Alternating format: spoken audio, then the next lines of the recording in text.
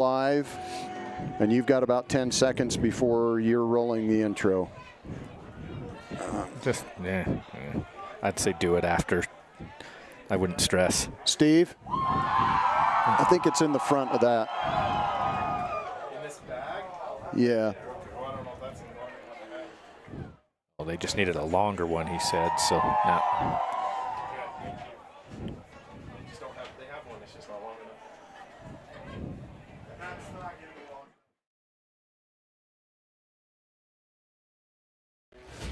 KMTI, your sports leader in South Central Utah, now presents Snow College Badger Sports on the radio.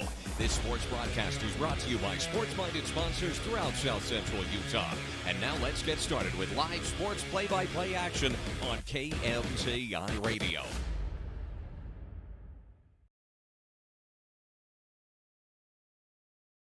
Greg Sterner and the Stats Master Brad James with you tonight. The Snow College Badgers ranked #1 in the nation, taking on McDougal Technical Institute. And Greg, you got to be permagrin at least for a couple of weeks after your big win over the Utes last week. We're going right to that, Gary. Oh yeah, well, I haven't seen you much, and you didn't rub it in, which I appreciate. But I'm teeing it up for you. My Badgers are 2-0. Yep. My Cougs are 2-0. Yep. My Templars got a big win that they needed last night against the Carbon Dinos. So hey, it's a good weekend here. We're looking forward to Snow going 3-0 and making it even better. I agree with you completely, and you know, we said all along for the Templars they just need to keep their chins up because they played a tough preseason schedule against possibly two of the best teams in Region 3 or in 3A, with Grantsville and Morgan, and I think hopefully they'll see that they're going to be able to compete in that southern region. Get down into that 3A South region, and they can, they can compete like you said, and they could possibly win that. So. Well, let's take a look at some of the other games that are being played here tonight in the NJCAA. Blinn is taking on Cisco. That'll be starting shortly. Dodge City, Butler, Trinity Valley, and Southern Shreveport. We do have some finals already. Iowa Western really took it to Ellsworth 64-6. Navarro is playing New Mexico Military. ASA Miami taking on Lackawanna. The Badgers will play both of those teams later this season. Georgia Military is taking on the Georgia Knights. That's another team that the Badgers will be taking on, Georgia Military. Kilgore defeated Northeastern Oklahoma A&M 34-0, and Garden City leads Highland 15-6, and it was Iowa Central over Gordon Fine Arts 84-6.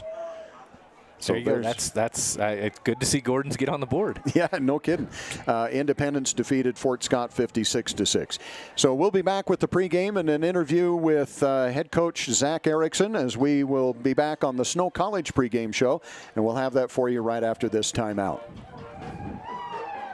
I'm a mom raising 4 kids, so I know what you're dealing with. Distractions during homework time, faces buried in devices at dinner, not to mention the tug of war to pry devices away from my kids when it's time to go to bed. So I looked everywhere to find a system that could help me with everything I need. A system I can trust. And I found it. It's called CentraGuard by Centracom. You can get started with taking back the internet by visiting Centracom.com right now. CentraGuard. Better family internet. Centracom believes the service relationship continues long after installation, and we're available to support you every step of the way. That's why if there is a problem with our equipment, a service visit from us means no cost to you. We know the value of a satisfied customer, so if you refer us to a friend, we'll take care of them and you'll get 1 month of service free. We promise to make your experience the best it can be. Centracom, keeping you connected. CO Building Systems in Ephraim manufactures a complete line of pre-engineered metal buildings of all sizes. Plus, they are your headquarters for custom metal roof and wall panels for your home or business, including all trim and accessories. All of their roof and wall panels are available in several gauges and over 20 different colors. For a free cost estimate or more information, contact CO Building Systems in Ephraim, 800-262-5347. That's 800-262-5347. Online at cobuildings.com. I'm Dr. Chris Karish, orthopedic surgeon with a subspecialty in sports medicine. Central Valley Medical Center has state-of-the-art operating rooms and the latest orthopedic equipment to provide me with the tools to perform safe and minimally invasive procedures. I've had the opportunity to treat athletes from my own sons to the NFL. I provide a wide variety of treatments to get you back on your feet and enjoying your life. Come see us here at Central Valley Medical Center, where we can treat you as a friend and not a medical record number. Live Snow College sports action on Centricom Channel 10, the ScenicWestNetwork.com, and the Mid-Utah Radio Sports Network. Welcome back to the pregame show. Gary Chedister and Zach Erickson. We're on the Snow College pregame show. And Coach, another great win for you. And it feels like as we go along and playing these teams, you're playing a little bit better team each week. You're getting to be able to see some of the things that you need to work on, some of the things that are good. One other thing you haven't been able to work on is a passing game, but you're okay with that so far, I guess. More because I have to be, but yes, we're okay with that. It is kind of frustrating. We're trying to be able to get. We got a new quarterback and a new group of receivers, and trying to get them all on the same page. And you can do all the stuff you want in practice, but nothing quite simulates game speed and game reps. And so we would like to be able to get more into that. But at the same time, if our strength as a team is going to be to rely on our offensive linemen and hand the ball off to Targi and our other backs, I'm okay with that too. And if that's the identity that this team takes, I'm perfectly okay with that. And we just want to be able to put our guys in the best situation possible to be successful. I like that attitude. It's running your offense based on your personnel and what you can do.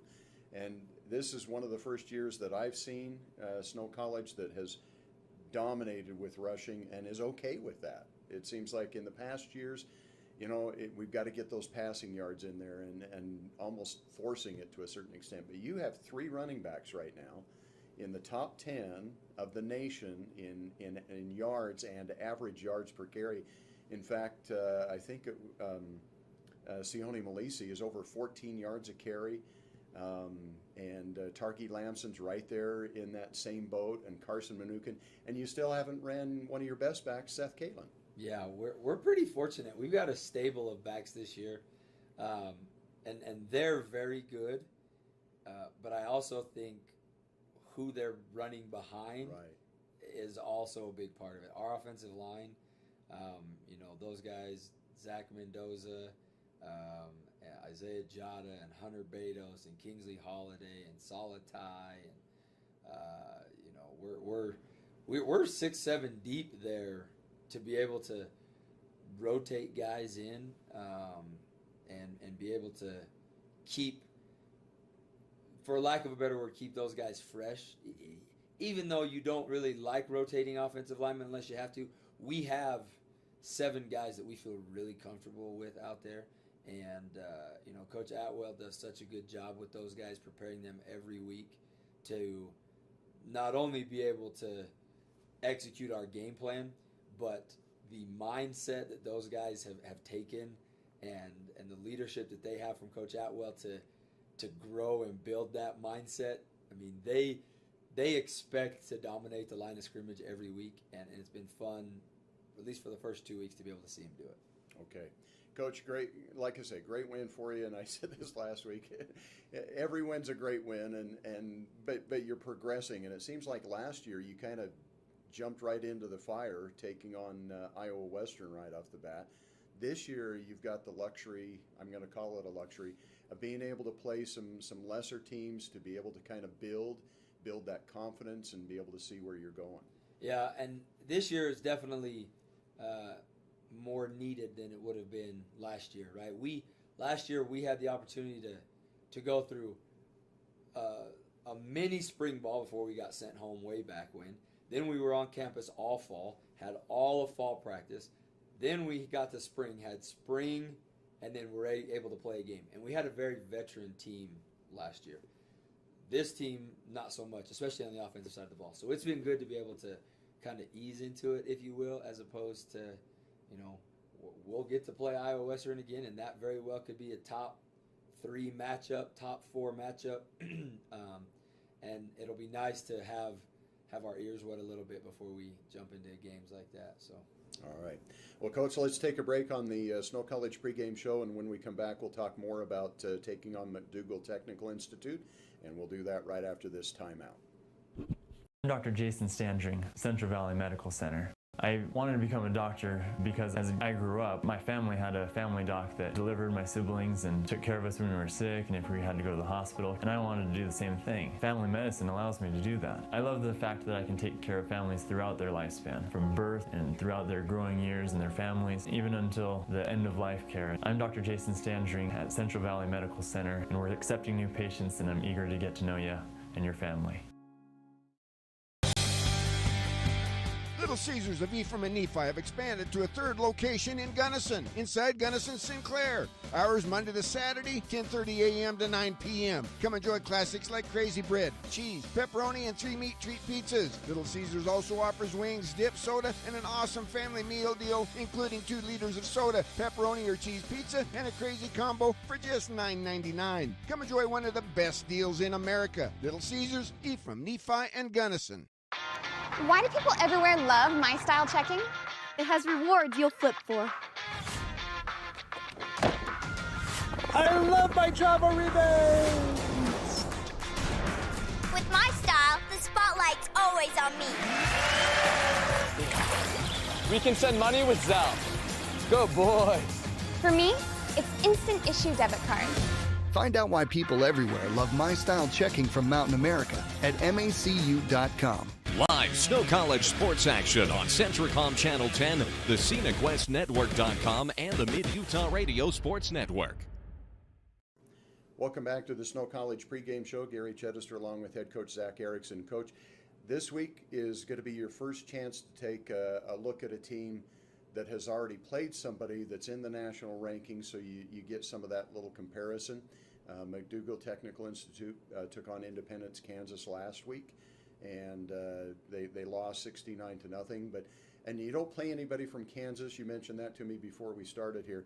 But it's still kind of a matchup thing that the people that do the rankings will look at down the road on how we do with them. Yeah, it's kind of twofold. Number one, this is an opportunity for us to really kind of dive in and dissect an opponent because they've played 2 games and we've been able to study their tape and pick up their tendencies and stuff like that. But then again, to be able to play them following a week where they played somebody else who's in the national ranking and just kind of be able to see how we fare versus a common opponent is something that can be good for us and hopefully good for us going forward if we can continue to win and get later into the season when the rankings really become important and become an issue.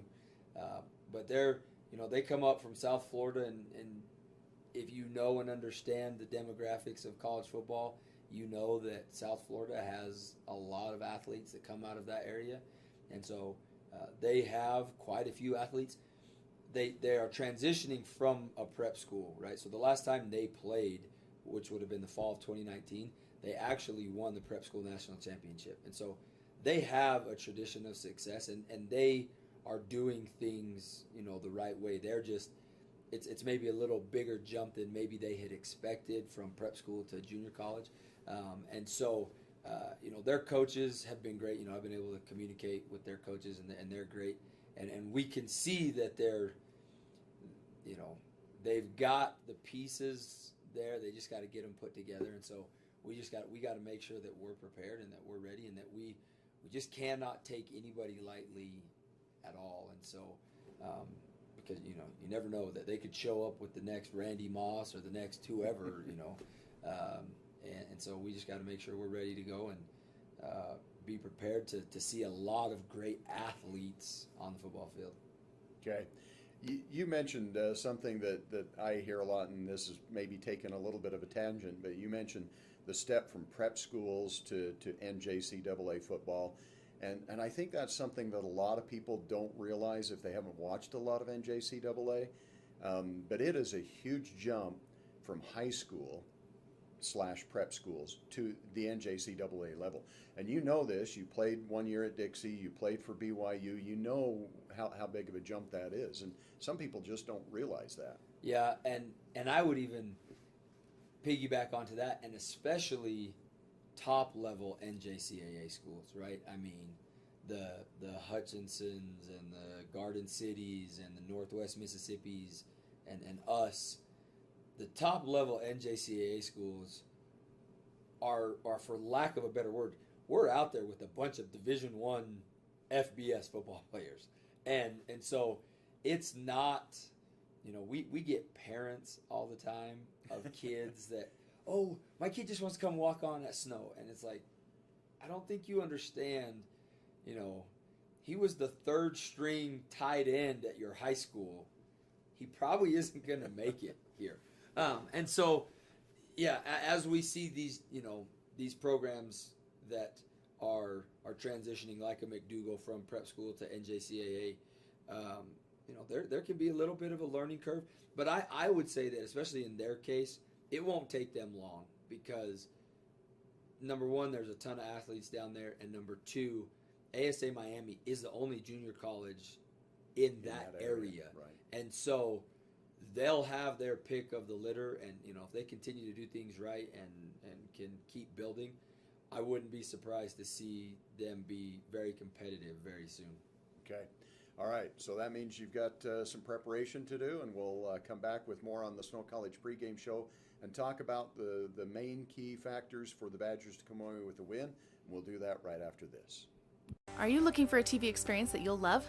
Then listen up. Manti-Tel has partnered with Philo to bring you over 50 channels of live and on-demand TV. Stream your favorite shows from networks like Hallmark, Discovery, Nickelodeon, and more. The best part is Philo gives you over 50 channels with unlimited recording on all of your devices, so you can watch what you want, when you want, for only $20 a month. To sign up, go to go.philo.com/mtcc. That's go.philo.com/mtcc. Manti-Tel, connecting your life since 1907.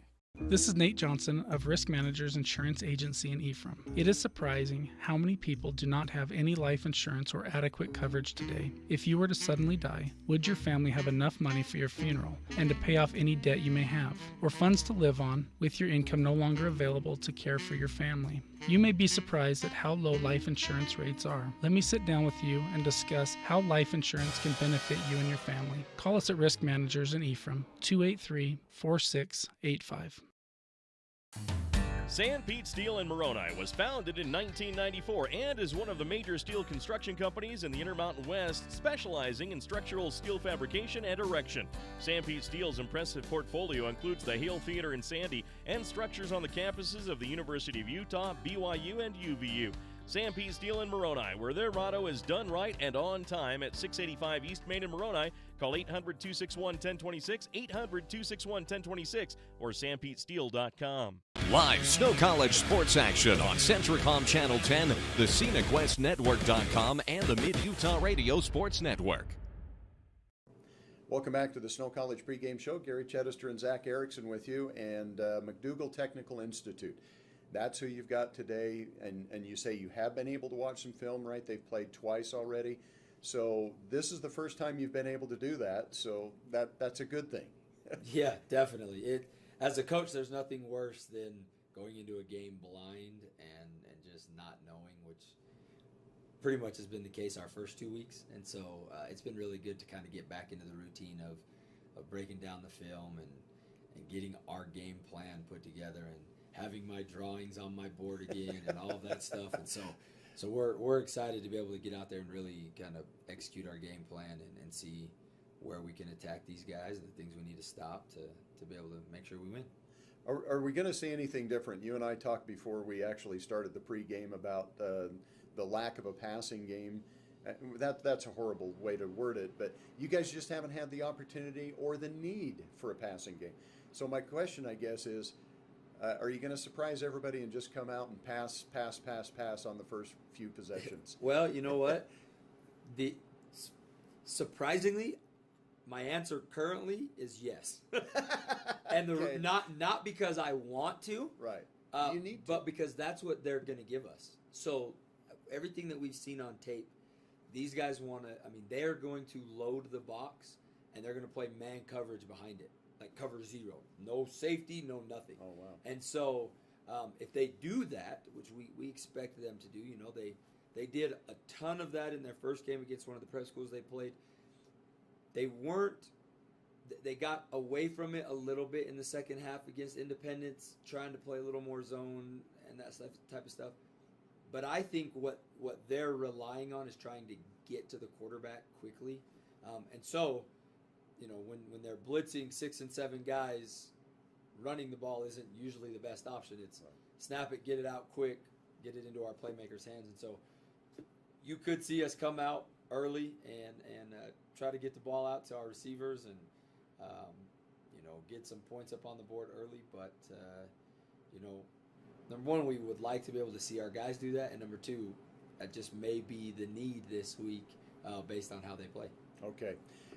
We kind of diverged a little bit, but that's probably one of the answers that you got. I always ask you, what are the 3 things that we've got to do, or what do you see us doing to be able to come away with a win? Yeah, so kind of like we just hit on, we got to be able to pick up their pressures. They blitz on like 93% of the snaps over the last 2 games, and so we've got to be prepared for that and make sure that not only our offensive line and our backs understand protections, but our quarterbacks. This is going to be the first time that Tommy's been responsible for a blitzer, and by that I mean we can pick up 6 of them, but if they bring a 7th, now that's on our quarterback. So now he's got to throw hot off of that blitzer. He's got to know where he's coming from. He's got to know where to set his protection. And so this will be a good test for him to make sure that he knows where he's got to get the protection set and to be able to account for an extra guy. So we've got to be able to take care of their pressures.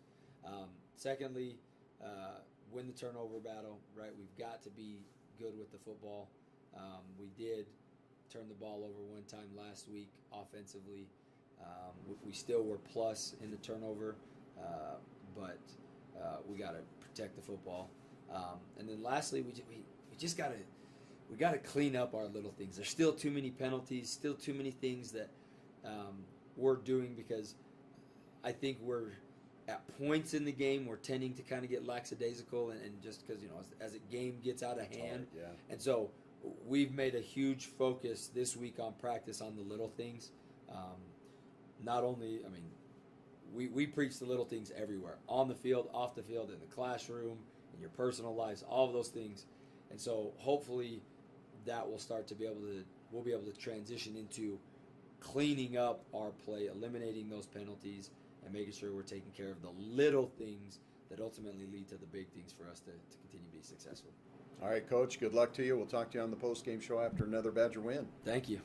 We'll continue with more on the Snow College pregame show right after this timeout.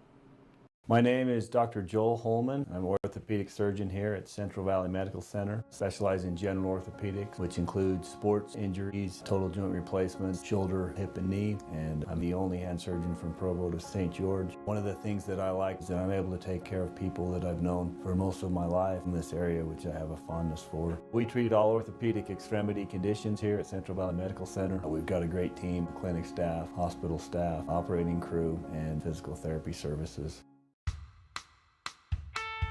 San Pete Steel in Moroni was founded in 1994 and has grown to be one of the major steel fabricator and erectors in the Intermountain West.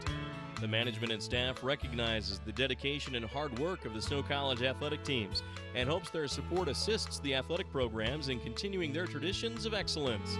San Pete Steel in Moroni, where their motto is done right and on time. Honored to sponsor the Snow Badgers Steelman Play of the Game. Live Snow College sports action on Centricom Channel 10, the ScenicWestNetwork.com, and the Mid-Utah Radio Sports Network.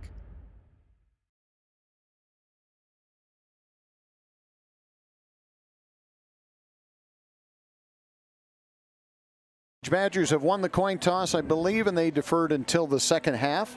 And welcome back to the Snow College pregame show. Snow College has assembled the best quality, most affordable, and flexible offerings in online education. Visit snow.edu. And Greg, we have been talking a little bit while the pregame show was running. They mentioned here at the stadium the volleyball team. Volleyball is ranked 4th in the nation now. They started at number 2 and then dropped down to 5, now back to 4. They are 15-2 on the preseason, so pretty good start for them. Iowa Western Community College is perfect 7-0 and ranked number 1. But the Scenic West is tough again this year. Salt Lake Community College is ranked number 6, and Utah State Eastern is ranked number 9 in the nation, and the Badgers will be playing at home for the first time in this season next week. 17 games and the first home game coming up now. That's kind of funny. You were explaining that to me in the break, and that's so good for them for going 15-2 on the road. It's tough. I don't know how they do it, and I mentioned soccer's just the opposite. Soccer has played at home for much of the first part of this season, and now they're going to be going on the road. Both the men's and women's teams went to Community Christian College, new team in the Scenic West Athletic Conference, and they both came away with wins. I think it was 9-0 and 7-0. So the soccer team's doing really well. The women's soccer team ranked number 2 in the nation. So where do you? Sorry to put you on the spot. Do you know where Community Christian is located? Redlands, California. Okay, because football gets them once or twice. Twice. Right? We're playing a home and home with them. Yeah. They're jumping right into this SWAC thing, and I realize football's not part of the SWAC, but yeah, good for them. They want to be a part of that. So we're ready to kick things off here. It'll be Stockton Lund to kick it off, and the Bison, the McDougal Technical Institute Bison, back deep to receive. And this kick is going to carry into the end zone about a yard deep, and it's going to be brought out to the 10, to the 15, and taken down right at the 20-yard line. On the return is going to be Sincere Gill. So the first thing I noticed when you walked in the stadium tonight, Gary, is MTI definitely has more, they're a prep school, as you mentioned. I think you said they won the national championship last year for prep schools. Last year, yes. Yeah, they look like a junior college team. The size that they have, the number of kids, another number of students that they have playing for them, they look like a legitimate team. So it'll be fun to watch tonight, see what the number 1 Badgers can do. Well, they are a prep school, but they're working to get into the NJCAA, so they picked up the number of NJCAA teams that they're going to play this year. So the Bison bring a man in motion, hand off to a running back, and that is what we've seen all season so far from teams trying to run against the Badgers. Corey Polk on the carry, and he's going to lose at least 2 yards, looks like back to the 18. Yeah, taking the Badgers just picking up where they left off last week. I think if I remember right, there wasn't a positive offensive play for Gila River for, a couple quarters? Quite a while, yeah. They finally got some passing yards in the second half, but for 2 weeks in a row now, the Badgers have not allowed a positive rushing yard. Both teams have finished minus yards rushing. But they go with that 3-down lineman, and they're so good there, and the linebackers are so aggressive. So stepping in at quarterback is going to be Hunter Helton. So Hunter Helton, the quarterback, he's got a lone step back, trips wide to the left. Back to pass, throws the quick out. That's going to be caught for a gain of 1 yard, and coming up and making the hit, and now a late flag comes in. Boy, where did that come in? Not sure what that's going to be, but it looks like it might go against the Badgers. But that pass was caught for a gain of 1 yard.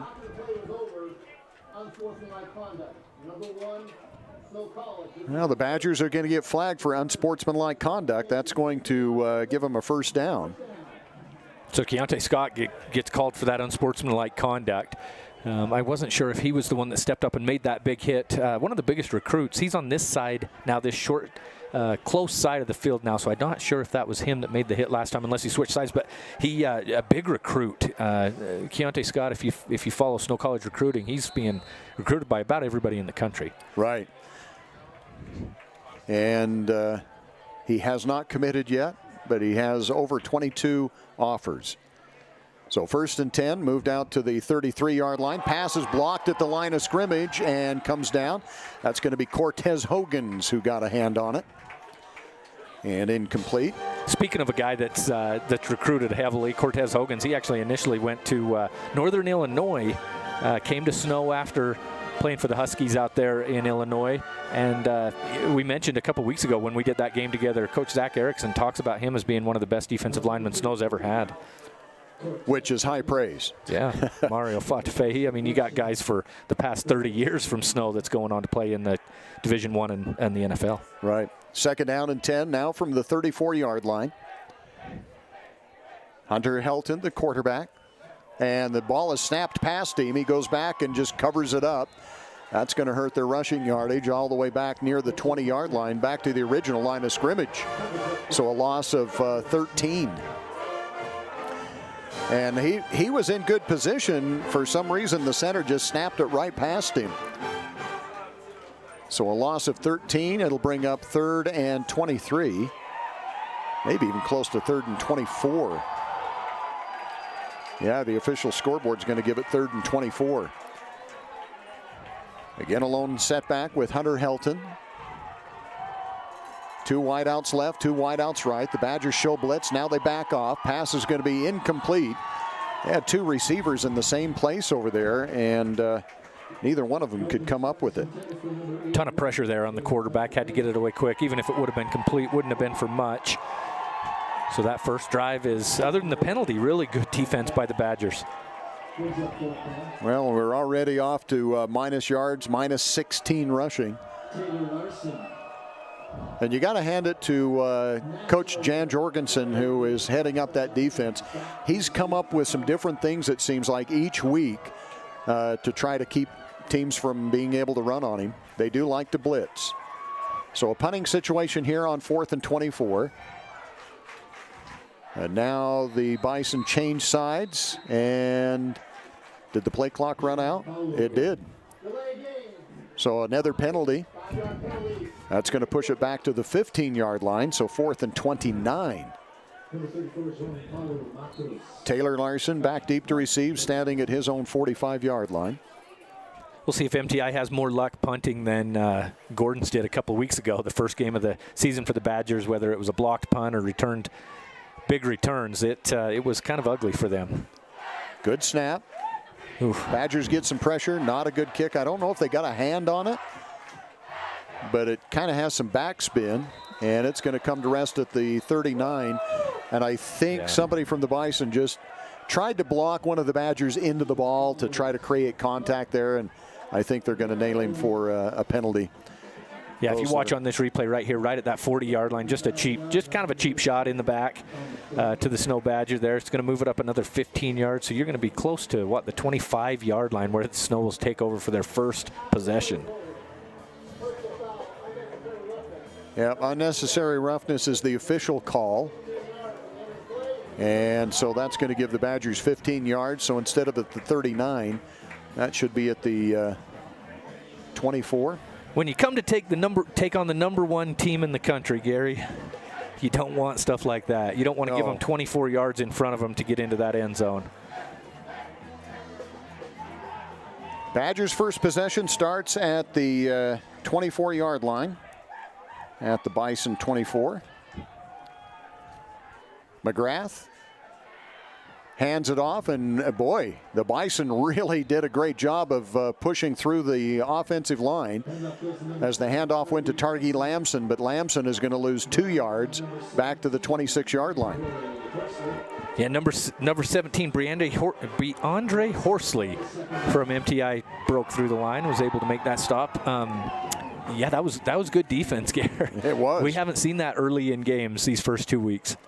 So it'll bring up 2nd and 12. McGrath hands it off to Lamson again. This time he's got a hole, lowers the shoulder, and he's going to be down to the 15-yard line, short of the first down. Now actually they mark it at the 16, but a great run that time by Targi. Yeah, just outside that first down marker, as you mentioned, Gary, and that's more what we've been seeing from Targi Lamson this year.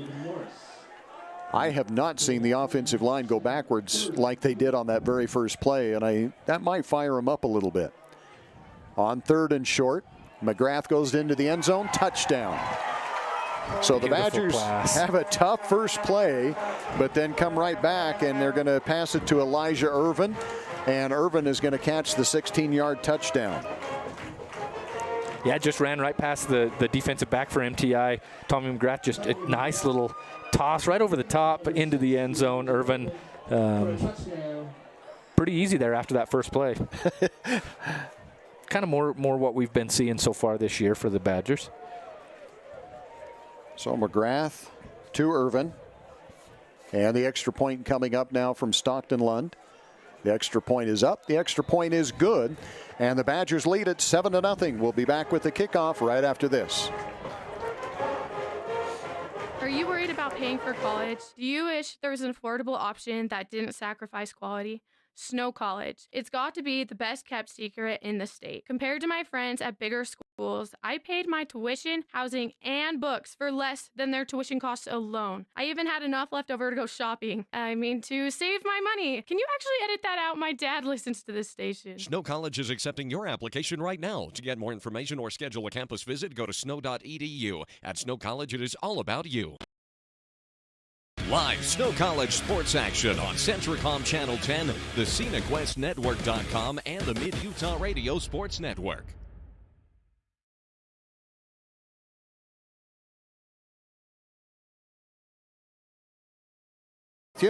As we catch you up to date with the Central Valley Medical scoreboard, Snow College 7-0 as McGrath hits Elijah Irvin in the end zone. 16-yard pass play, and the Badgers get in the MACU end zone. Mountain America Credit Union guiding you forward with affordable financial services and expert advice. Details at macu.com. And here comes the kickoff once again, coming up from Stockton Lund. Again, a booming high end-over-end kick is going to be fielded near the goal line, out to the 15, the 20 down the sidelines, and some room to run, but no, he stepped out of bounds. They're going to mark him down at about the 22-yard line. Yeah, Sincere Gill, he had some wheels. If he wouldn't have stepped out there, he might have had a little bit of room to run. Stockton Lund putting both kickoffs almost in the exact same spot. I mean, you can tell that that's what they're trying to do, kick it as deep as they can, but still make the other team, make MTI return the ball. Try to get a stop there. They did get it out past the 20, though, up to what they say, the 22. 22-yard line. And that's where they will start. So pretty close to where they started last time. 2 yards better. And the Badger defense back out on the field. Looks like not the starters, so they've already brought in a few new people on defense, has Snow College. Shotgun formation for the quarterback, Hunter Helton. Helton brings a man in motion. High snap, but he gets it down. Handoff is going to gain maybe a yard or so. The Badgers come in on the tackle is going to be Remedy Okoteo. Okoteo came from that outside linebacker position and just piggybacked on the top of the running back. Yeah, just blew up that play right at the line of scrimmage. Did get a positive yard there. You got to hand it to MTI for that. We don't see a lot of that this year against the Badger defense. In the backfield at running back. I can't find the number, but it's going to be shotgun formation once again. 2nd down and 9 for the Bison. There's the snap, looking to pass. Badgers get the pressure, and coming up the middle is going to be John Taumoepeau on the tackle. So that's going to be another loss all the way back to the 15-yard line. It's going to bring up 3rd and 17 for the Bison. Again, Helton at quarterback. Now in the backfield is Sincere Gill. You've seen him return a couple of kickoffs now. He's going to be the running back in the backfield to the left of Helton. Helton with trips to the right and one wide out to the left. Play clock is down to 5 seconds. Now he calls for the snap.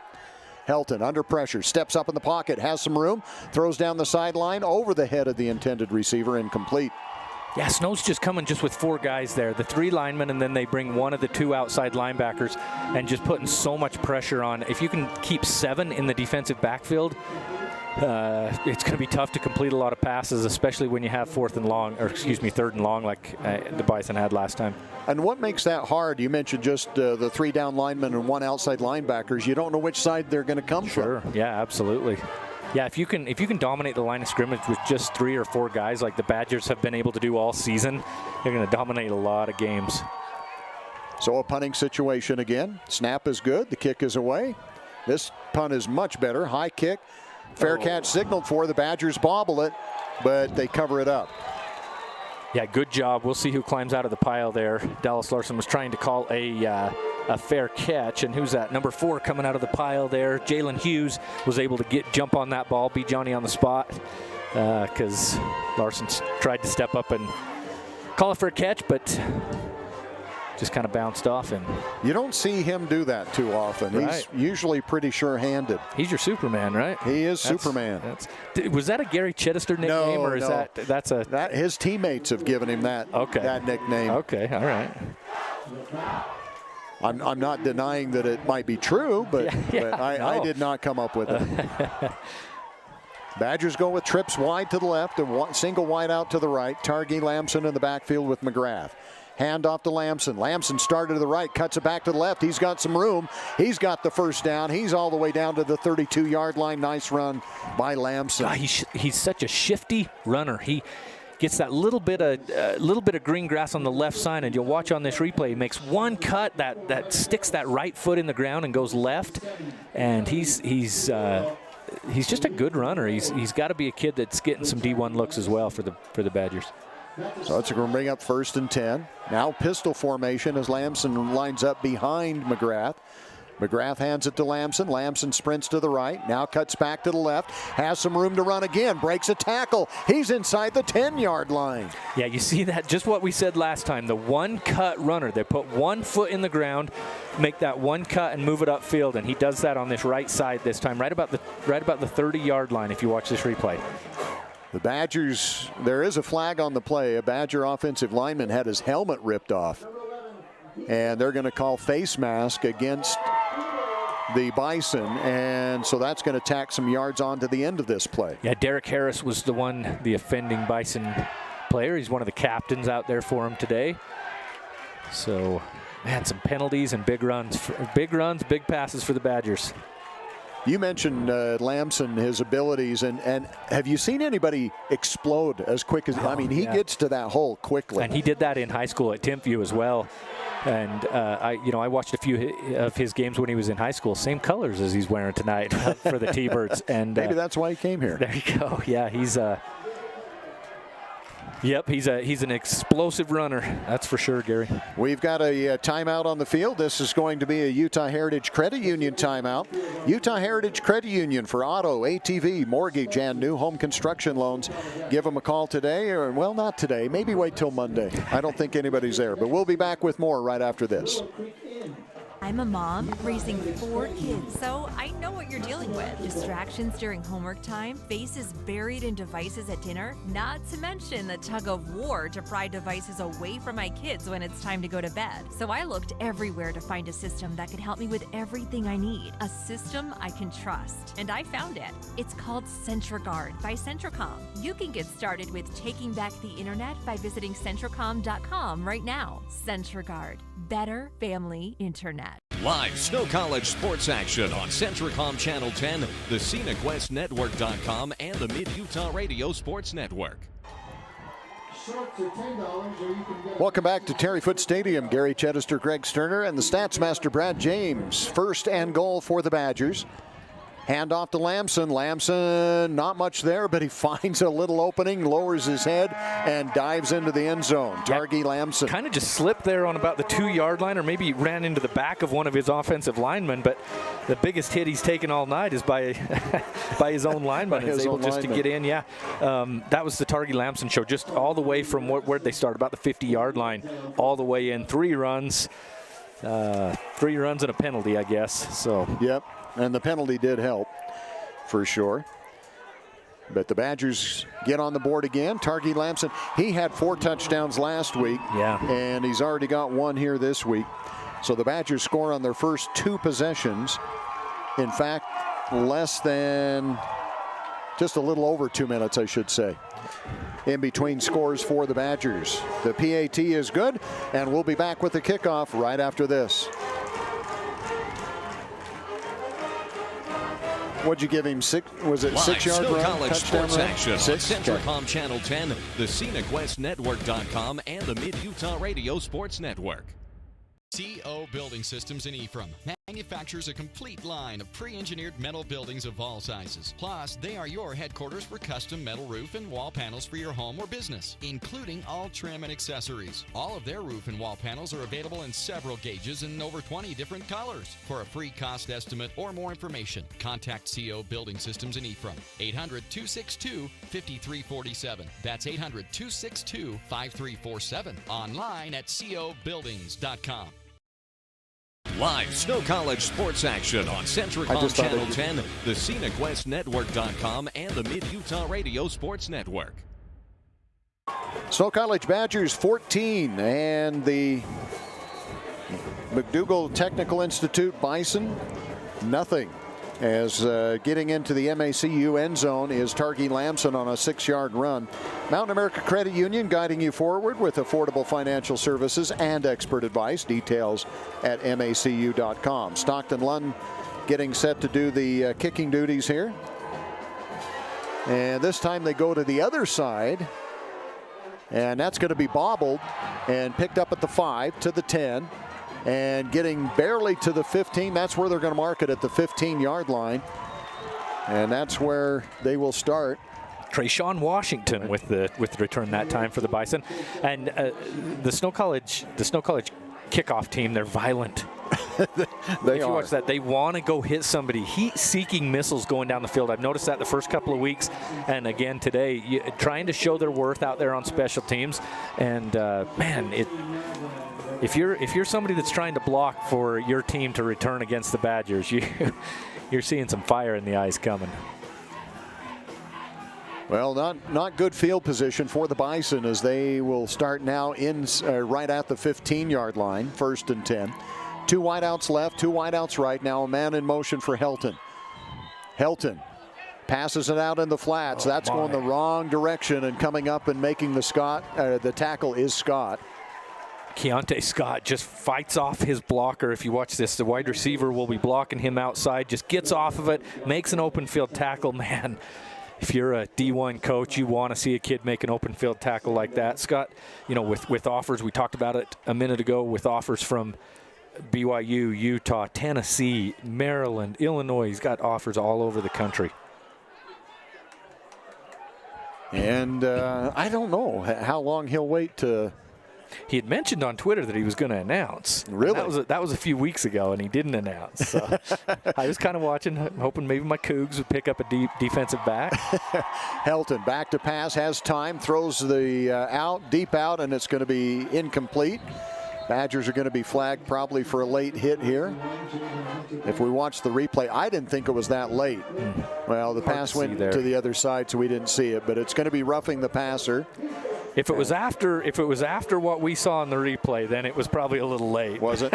Okay. Well, I don't know. I didn't see it. I'm saying if it wasn't on that replay, it was quite a bit after. So, well, I still have the vision in my head. He was kind of turning away and threw it.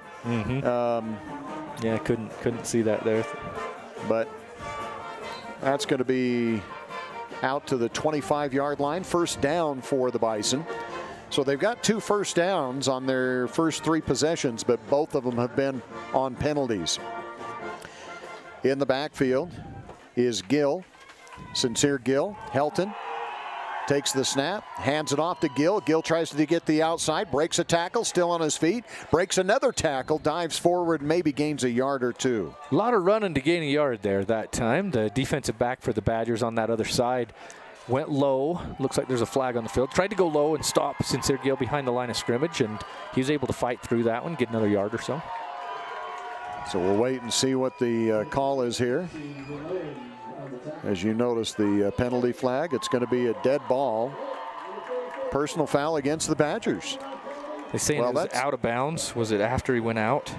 Maybe. That's kind of where that flag was. And this is one of the things that's got to be driving Coach Zach Erickson just crazy. These penalties, because already the Badgers.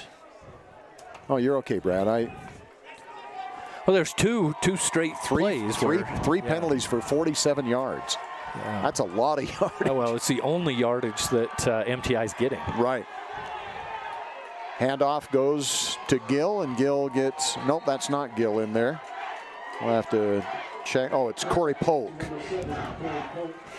Polk gets back to the line of scrimmage. Gain of 1, let's give him, as he gets to the 42. And John Taumoa Peao once again on the tackle for the Badgers. So it'll bring up 2nd and 9. MTI been going with this spread offense all day. 2 to the left, 2 to the right. Helton has time to throw, goes down the sidelines, picked off by the safety who came over to help. Return to the 40, the 45, into MTI territory at the 35, still on his feet. Breaks a tackle and gets all the way back to the 25-yard line. On the interception is Austin Francis.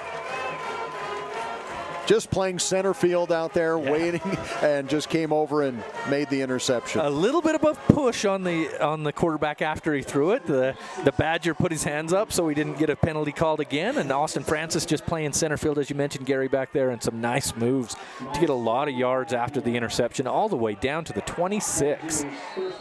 Wow, if you look at field position, yeah, the Badgers aren't going to have much yardage. They're not going to have. They're going to have. Well, they've got 2 touchdowns if they score here, but they'll still have barely over 100 yards total offense for 3 touchdowns. Right, exactly.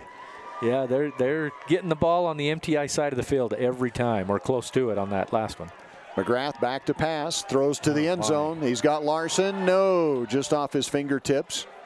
Incomplete. This is one of the things we talked about on the pregame show, and I know you didn't hear it and you asked me, but Coach, they haven't had a need to throw the ball, so they haven't had the practice throwing the ball, and he wants to get that. Kind of got to do that in the, especially the first 3 quarters of these games where you're going to win by quite a bit. You got to. And there's no rubbing it in or anything like that. You got to work on your offense. So when you get Iowa Western, you're running on all cylinders. Right, and Georgia Military, I think too. Yep. So 2nd and 10. McGrath will now back out and get the signals once again. Badgers go with trips to the left and 2 to the right. Empty backfield with McGrath. McGrath takes the snap, and that's blown dead. Was the play clock down? Delay of game. Delay of game. So the Badgers go with the no huddle, but they always get the play signaled in from the sidelines, and sometimes they take a little bit long to get that play underway. But still same formation, trips to the left, twins to the right, nobody in the backfield with McGrath. 2nd down and 15. We're down to 6:50 remaining first quarter. McGrath back to pass, looks to the left, now throws to the end zone. He's got Larson, overthrew him incomplete. Larson had a couple of steps on the defender. Kind of just doing go routes. All of the passes that they've tried have just been, the Snow College Badgers, a better athlete, go, and I'll throw it up to you. First one went for a touchdown. The last 2 have been just a little bit too long. Right. Lamson is going to check back in. 3rd and 15. And McGrath will signal the play. Lamson will be to the right of McGrath. And the Badgers come in with a tight end this time on the left side of the formation. McGrath, play action. Again, the go route going into the end zone again. Just airmails it over the offensive receiver. And that's going to bring up 4th and 15. It looks like a flag down there on about the 13-yard line. I think it might be a hold. Maybe that's why. I think the Badger would have ran away and maybe had a better chance at that if he wouldn't have been held by the defensive back. Good call, Greg. I did not see that flag. So that's going to help the Badgers out. Doesn't help them with their stats on gaining any yards, but that'll be an automatic first down for the Badgers. So it'll be 1st and 10 from the 21-yard line. Trips to the left. Tarky Lamson to the left of McGrath in the backfield. And no tight end again. Down to 10 seconds on the play clock. Now Lamson moves from the left to the right. Play action, pass out quickly to Larson. Larson gets a block, turns it upfield. Oh, wow. Larson accelerates, and good, yeah, you mentioned it, good blocking by the wide receivers. Trying to get a number on who that blocking was, because man, he made that happen outside. If you watch one of them was Tavita Noah, who's the tight end. Yeah, great blocking. You see 3 of those green helmets going with one blocker, and Larson taking advantage of that. Now we got a flag on the far side of the field. Of course we do. Well, now they say 3 fouls, holding on the Badgers, I'm guessing. Yep, that's one of them. So we're going to reset this whole thing. So we had hands to the face by the Bison, and we had holding on the Badgers. So it's, instead of a big play inside the 5, that nullifies everything. We'll go 1st and 10 again from the 21. Is it just me, or have we had a lot of penalties already here in the first half of this game? Yes, a lot. Yeah. High snap, McGrath gets it, hands it to Lamson. Lamson hit, spins, and picks up maybe another yard. Let's give him 6 on the carry, down to the 16-yard line. That seems like the type of play where an offensive coordinator is saying, we're trying to work on stuff. We're trying to, we're trying to pass the ball. We're trying to work on our passing game. Okay, penalties, incomplete passes, just give it to Targi. Let's see if we can go put another one on the board. Good idea. So it'll be 2nd. Looks like they're only going to give him 5 on that. It'll be 2nd and 5. Badgers come back with tight end on the left side of the formation. Lamson to the left of McGrath. Play action. Pass into the end zone again. That's into double coverage. Yeah, that was not a good pass. That was almost picked off. Yeah, that's the wrong read by McGrath that time. You had double coverage out there, and really probably should have been picked off. You see a receiver come under that may have been more open. Yeah, the tight end. Nobody covered the tight end. He went right down the middle of the field. Yeah, Tommy McGrath just need to take just a half more second and see that develop. So now the Badgers, this is a very different formation than what we've seen here, as they've got somebody almost at a flanker. Is that Tavita? Yeah, you got like an H-back there, the tight end that just comes back off into the kind of a slot position. False start that time, though, for the Badgers. My goodness. Yeah. That's Tavita Noah that's lining up, like you say, is a kind of an H-back there. Talked about big recruits for the Badgers. Tavita Noah is another huge recruit. I know he had a TCU offer. I don't know if he committed there, but I know he had some big offers as well. Pistol formation. Handoff goes to Lamson. And he tries the left side, jumps over a tackler, and just powers his way to the 10. Yeah, another good cut. That one cut that he makes, uses that left foot, cuts it back upfield, gets enough down for, it's going to be enough for a 1st down, yeah. Yeah, I think you're right. So 1st down by Targi Lamson. So Lamson, I mean, we talked about his quickness and his speed, but there he shows, if it's not there, I'm just going to lower the shoulders and power for as much as I can get. Yeah, absolutely. And we talked about this on the pregame with head coach. You've got 3 of the top 10 rushers in the NJCAA, and you still haven't started your starter from last year. Yeah, Manukin with 100 yards in that first game as the 4th stringer. 4th string, yeah. And Seth Kalin, who really had a great year last year, and he hasn't even touched the football yet. Yeah, 800 yards or so last year in just that abbreviated schedule they had in the spring. Had another penalty here. Oh, man. Oh. If you're Coach Erickson, you're maybe not too worried about the outcome of the game. I mean, of course you're worried about the outcome of the game, but you're probably going to get a W in the win column here. But man, you got to be frustrated. Handoff Lamson. Lamson makes a nice cutback, lowers the shoulder, and runs over a DB into the end zone. And you talked about that earlier, Gary. He probably could have avoided that contact right there, but he wanted it. Watching the left side down here. Lowers that shoulder and runs over a Bison into the end zone. Another touchdown for Targi Lamson. No flags on the play. Hey, hey, Gary Chittister with his best call of the night. Green on the field. And the Badgers going to go here for the extra point. Stockton Lund out of the hold from Taylor Larson. The snap is good. The placement's good. The kick is up.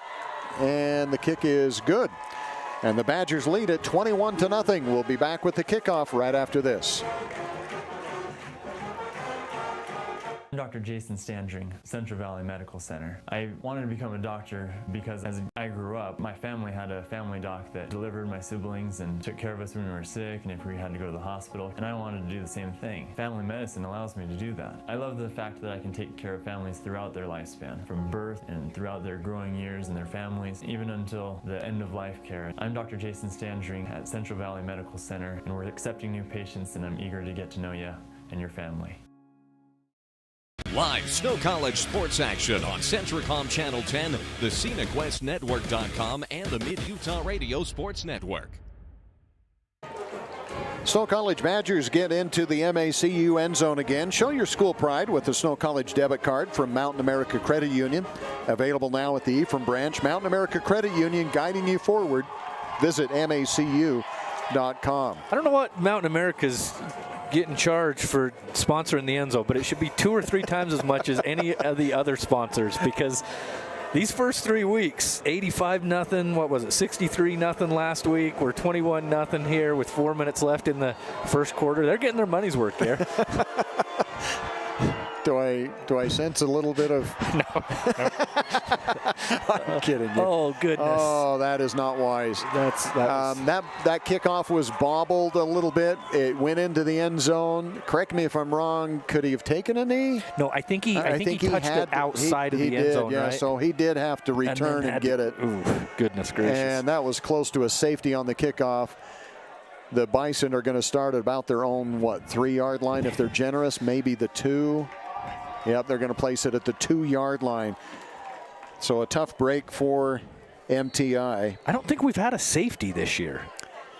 Okay. I don't think we've 85-0 and 63. Right. So yeah, we have not had a safety. There you go. Hey, here we go. This is what we're watching for on this drive, folks. We're looking for a safety by the Badgers. And they're going to bring the house here and try and get it. No safety. Everybody's up in the box. Handoff goes straight ahead. And he does get out. Nice run there. Was it Gill? We'll have to wait and see if it's who was on the carry. No, it's not Gill. It's number 7, Corey Polk. Yeah, did a good job to get it out. Really, when you're that close to the goal line like that, to your own goal line, you really want to just try and give your offense just a little bit of room to breathe, and they did that right there. Badgers again go with single coverage on the 2 wideouts right and 2 wideouts left. Helton back to pass. Ooh. Hit as he throws right over the middle of the field. Incomplete. Almost intercepted. In fact, I think the play was made by the umpire who got in the way of the Badger. You got a Badger down, walking kind of funny on that knee. I'm having trouble seeing his number, 25, I think, Gary. Okay. So that is Brandon Folau coming off the field. He'll get some attention, and yeah, he comes off and just immediately goes down on the ground. Yeah, so he made the tackle last time on the ball carrier on that first down play. So it's going to be 3rd and 9, deep in their own territory here for the Bison. Yeah, he's really walking gingerly, and Brandon's been a big contributor so far this year. So right, you hope it's nothing too bad. Oh, now the Badgers actually have a safety, but now he's creeping up to the line of scrimmage. Helton takes the low snap, flag on the play, high, incomplete, and we do have a flag before the play. It looks like it's going to go against the Bison, and yeah, they're going to have to take it because it's a false start. Yeah, a couple yards, move them a couple yards back closer to their own end zone. So it'll be 3rd and 11. So as you've been talking, they're moving that safety all the way down. Now this time it looks like they're keeping that 1 high safety for the Badgers. They had been moving him down to really where you've got about 8 guys in the box there, just trusting your cornerbacks with the man-on-man defense. Badgers back off defensively. Pass over intended for the receiver. It's too high, almost picked off. think that was Austin Francis again, Yeah, right? it was right in his hands, and he could not hold on to it. He would have had his second interception of the game, and he might have had 6. Yes, I was just going to say that. He might have been able to return that one. But it'll bring up a punting situation, and MTI will have to punt from deep in their own territory. In fact, this is not going to give them the full distance that you usually have on a punt. Yeah, usually like to have about 15 yards. They're only going to have, what, about 12 or 13? Or 11. Not even that, yeah. Yep, you're right. 4th and 10. Taylor Larson standing at the MTI 40-yard line to receive. And here you got to worry about any type of bad snap. They get it away, and a good kick. Good job. And Larson is kicked away from him, but it takes a high bounce, and he makes the catch. Turns it upfield. He's got a small hole. Now he's got a block. He's going to start inside the 20. Where are they going to mark it? Near the 15. So the Badgers continue to have amazing field possession. Every time. Yeah, they have not been in their own territory yet. Yep, started that, second drive, about the 49 or so, right near midfield, and the rest of these have all been within, under the 40. The 24, the 48, the 26, and the 15. There you go, yeah. So this does great for scoring, but it's horrible for your stats. Yeah. But we'll see if the Badgers try to work on something again here as they come out. They're going to go with trips wide to the right. No, now they bring in Noah more to the tight end. He has been out there as a flanker a time or two, but now they bring him in at the tight end on the right side of the formation. Play action, throw to the corner of the end zone. Going up, trying to make the catch, no good. There was a flag by that back judge on that, or side judge on that far side right. Oh, illegal substitution. Yeah, he must have saw somebody come on late or not get off late. I'm not sure. So what's interesting is you normally watch traditional football, and you run to set up the pass, meaning you first down, you try and run and get.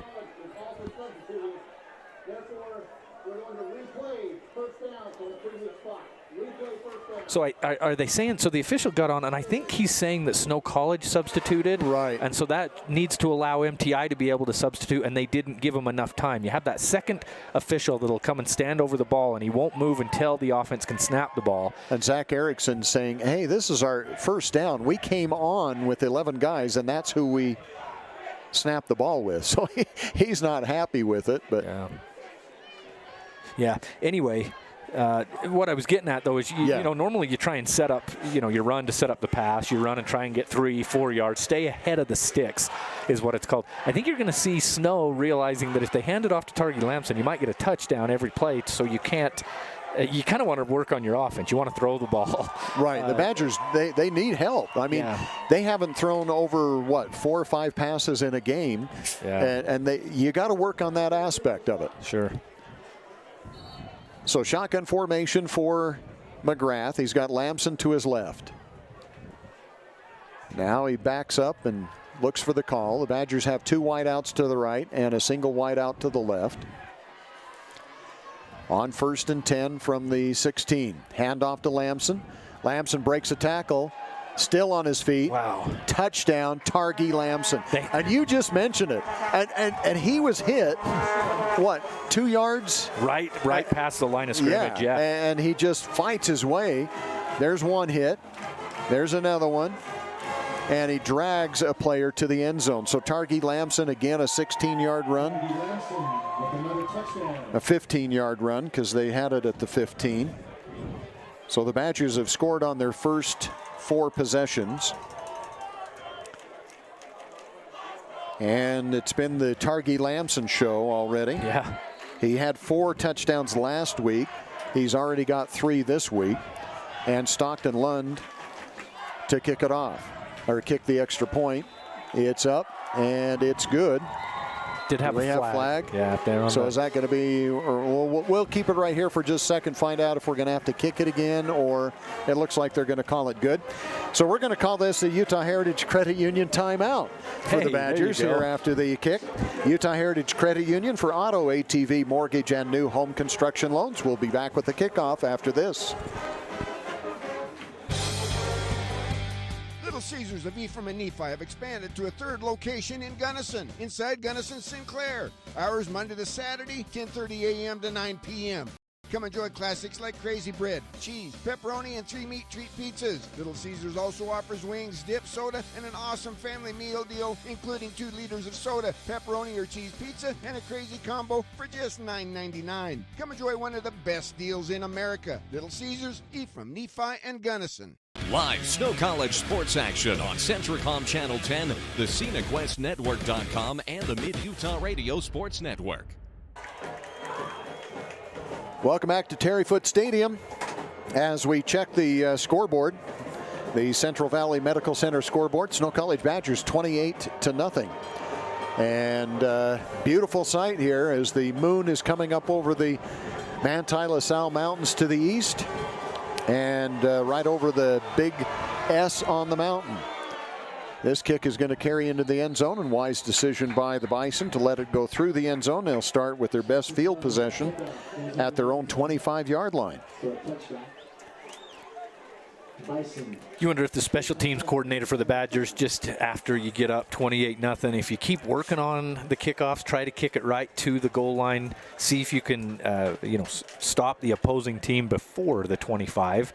It looked like that's what they were doing the first few times they kicked off. This time, just tell Stockton Lund to put a boot to it, put it out of the back of the end zone.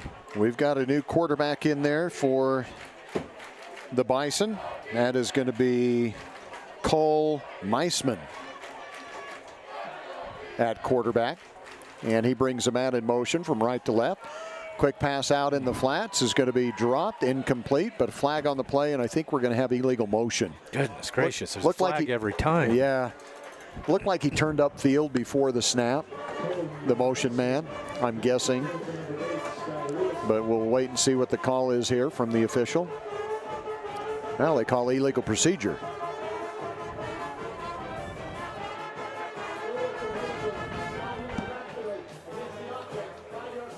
So they're going to have to take the penalty. Illegal procedure should stop the play. I didn't see the play stop, but that's not one that you can elect. If it would have been illegal motion, that one the Badgers could have declined. So Meisman again at quarterback. He's got trips to the right. And somebody moved again. Just one of the wideouts just leaned forward before the snap. I don't know if he's the one that was flagged. The flag actually came from the far side. Yeah, that was a pretty obvious one. Who do we got? Do we got a sponsor of a restaurant on here, Gary? I don't know if we do. For penalties? Don't they know how? I think these officials need to know what time these places close. They need from Little Caesars. The Little Caesars player of the game. There you go. Little Caesars. Well, they probably are open late. So well, they do close at what, about 10? 10 o'clock, yeah. I think, because I think Stripes. I tried to buy pizza for my Snow TV crew, and we weren't able to do it one night. All right, listen, Stripes. Little Caesars is 10 o'clock. Let's keep this game going, folks. 1st and 20. Low snap. Meisman under pressure. Now scrambles loose.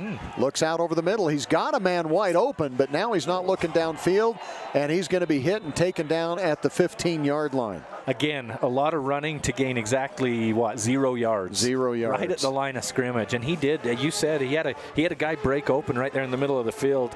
Would have had to throw back against his body, which, quarterbacks are told not to do. But a nice little scramble, though, to get out of there. But then the Badgers just converge. Credit Noah Kemma on the tackle for Snow College.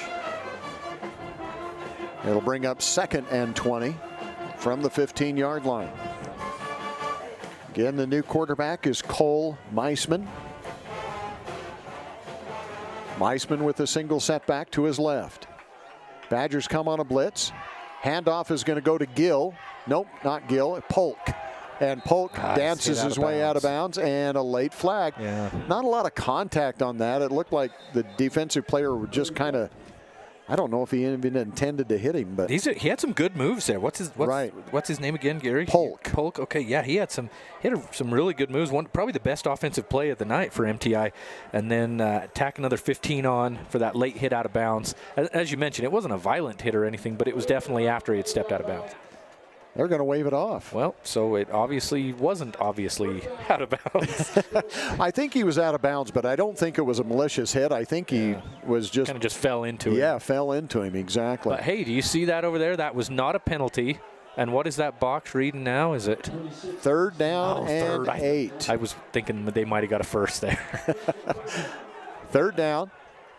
Let's call it, 8 for Meisman. Or is Helton back in now? Nope, it's still Meisman. Pass intended for the wide receiver, and they're going to beg for a pass interference, and they're going to get it. So I think if you're Keontae Scott, you're upset there because you think you had a better break on that ball than the receiver did. Watch this replay, and it looks like if he has a better break on it, he can go for the ball, but he just can't, he can't hit the receiver as he's trying to go for it. Yeah, he used that right arm to get around the receiver. So yeah, that's the right call. So that's going to be first down. Have they marked it? Are they? Now what are we doing? Did they give him a spot foul on that? Yeah, so I think it's an automatic first down. It's an automatic first down, but it should be 15 yards. It's not a spot foul for pass interference in the NJC AA. Okay, trips wide to the left. Handoff goes nowhere. In fact, did he get back to the line of scrimmage? I don't think he did. Cortez Hogan's comes up clapping his hands. Yeah, Cole Bowers, number 30. I think I got that number out there as well coming up. No gain. So it'll be second down and 10. Again, Meisman is the quarterback out there for MTI. Trips wide to the left. Single wide out wide to the right. And Meisman in shotgun formation. Second and 10. Badgers showing blitz. They come from the corner. Scott came on the blitz. The pass is down the sidelines, but out of bounds. Intended out there. Well, the pass was not only intended, but caught by 88. There it is. Jason Lovingshimmer. Xavier. All right, Gary. Gary likes that name. Xavier Spann coming in would have laid a big hit that time if it would have been caught in bounds from that defensive back position. Trips wide to the left now on 3rd and 10. And timeout is going to be taken as the play clock was down to 5, but the Badgers are going to take the timeout here. With 48.3 seconds remaining in the first quarter, we'll take the timeout as well. This is a Utah Heritage Credit Union timeout. Utah Heritage Credit Union, your local credit union, with offices in Moroni, Mount Pleasant, Ephraim, and Gunnison. Proud to support Snow College. We'll be back after this. Why do people everywhere love My Style Checking? It has rewards you'll flip for. I love my travel rebates! With My Style, the spotlight's always on me. We can send money with Zelle. Good boy. For me, it's instant issue debit card. Find out why people everywhere love My Style Checking from Mountain America at macu.com. Live Snow College sports action on Centricom Channel 10, the ScenicWestNetwork.com, and the Mid-Utah Radio Sports Network. Welcome back to Terry Foote Stadium. Gary Chedester, Greg Sterner, and the Statsmaster Brad James. The Snow College Badgers lead at 28-0 as we check the Central Valley Medical Center scoreboard. From orthopedics to pediatrics, trust CVMC. 3rd down and 10. Badgers defense backs up. Low snap, and Meisman is just swallowed. Things have got to work good, especially when the Badgers have come with that blitz, but a low snap, and Meisman did not have a prayer. Cortez again that time. Was it Cortez Hogan's coming right up the middle? He was one of them back there. I don't know if he was the one that got it first, but yeah. There were 3 of them that kind of hit about the same time. So that's going to be a loss of, 7? I'm going to say a loss of 7. And it'll bring up 4th and 17. It looks like they can let the clock run out if they wanted to here on the first quarter. We'll see if they do. Just I think they're going to. Maybe not. One, and they do. So at the end of the first quarter of play, Snow College Badgers lead it by a score of 28-0. We'll be back with the start of the second quarter and a punting situation right after this.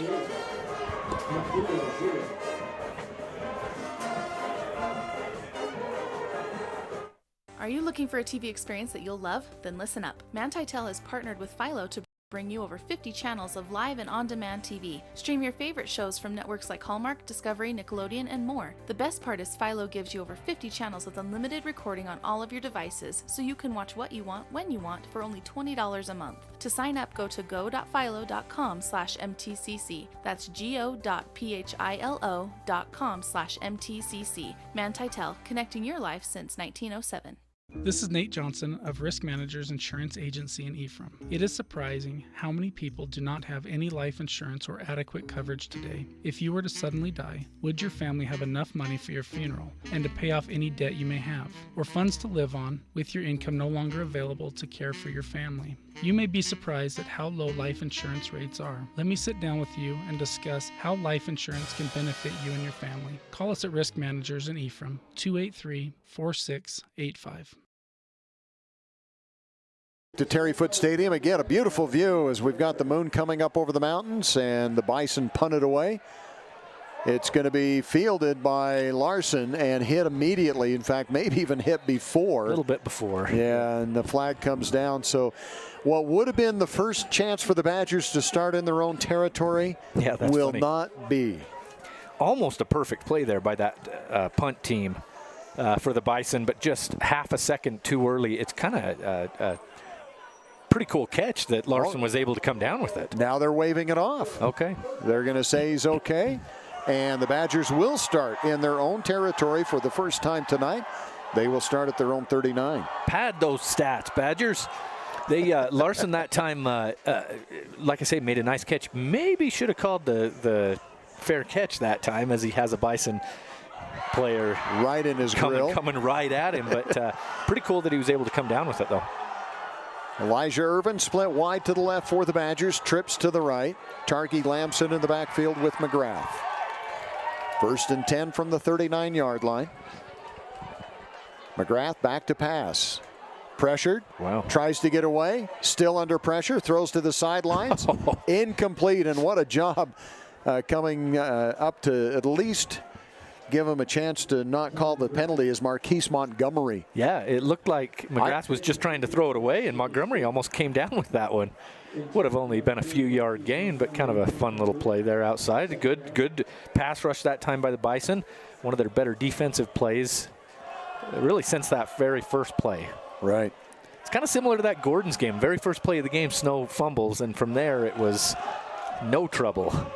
That first game of the season. Same thing here, just a short gain on the first play, and then haven't had much trouble since then. The Bison showing blitz once again. McGrath back to pass, has time, goes over the middle, got a man open. That's Taylor Larson. Larson now slows up, wants a block, slows up again, now turns it forward, and he's going to be tackled inside the 20-yard line. Nice catch and run by Taylor Larson. Taylor Larson has to be so frustrating if you're a defender. You think you have him in your grasp, and he just makes some little juke move or a little spin move like you see at the end of this, gets another 10 or 12 yards. Look at that spin right there at the 25. And then breaks a tackle. Yeah. And then spins again. Yeah. To gain another 4 yards as he's being thrown down. So the Badgers inside the 20-yard line. Big pass play for Snow. McGrath rolls out to the right, buys some time, throws to the middle of the field. Pass is going to be caught down near the goal line, reaching for the goal line. They're going to give him the touchdown. They say he rolled over a defender. Is that what it was there? I think it is. I'm trying to see who it is that made the catch, and now we're going to have 3 celebration. Yeah, Montgomery again. Montgomery on the catch. Look, officials, you can't throw a flag there if he's got those kind of dance moves. Am I right, Gary? I'm with you. What are we? We're not America's Got Talent judges here. We don't need that. Those are some dance moves. Let the man dance. And give him credit. He was headed towards the Badgers sideline. Right. He's coming off. He wasn't doing it. He's not doing it in anybody's face. So whatever. They'll still make the extra point, even if it's agreed. 15 yards. Oh, they might do it on the kickoff. Let's see. Yep, it's going to be administered on the kickoff. I don't know. Like I say, if it's taunting or something, I know the NFL is really trying to crack down on taunting and whatnot, but man, the kid's just doing little dances. He's coming off the field. Let him get off the field. That's whatever. So McGrath now with 2 touchdown passes, one to Elijah Irvin and now to Montgomery. And the Badgers score with less than a minute gone here in the second quarter. And the extra point is up. The extra point is good. And the Badgers get into the MACU end zone once again. Mountain America Credit Union guiding you forward with affordable financial services and expert advice. Details at macu.com. We'll be back with the kickoff after this. My mom told me to not take a class before 8 a.m. my first semester. Mom told me the library was the best place to study. Mom told me to get involved on campus.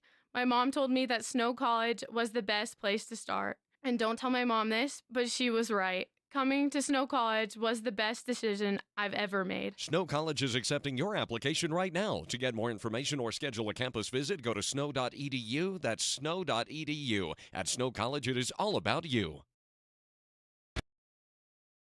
Live Snow College sports action on Centricom Channel 10, the ScenicWestNetwork.com, and the Mid-Utah Radio Sports Network.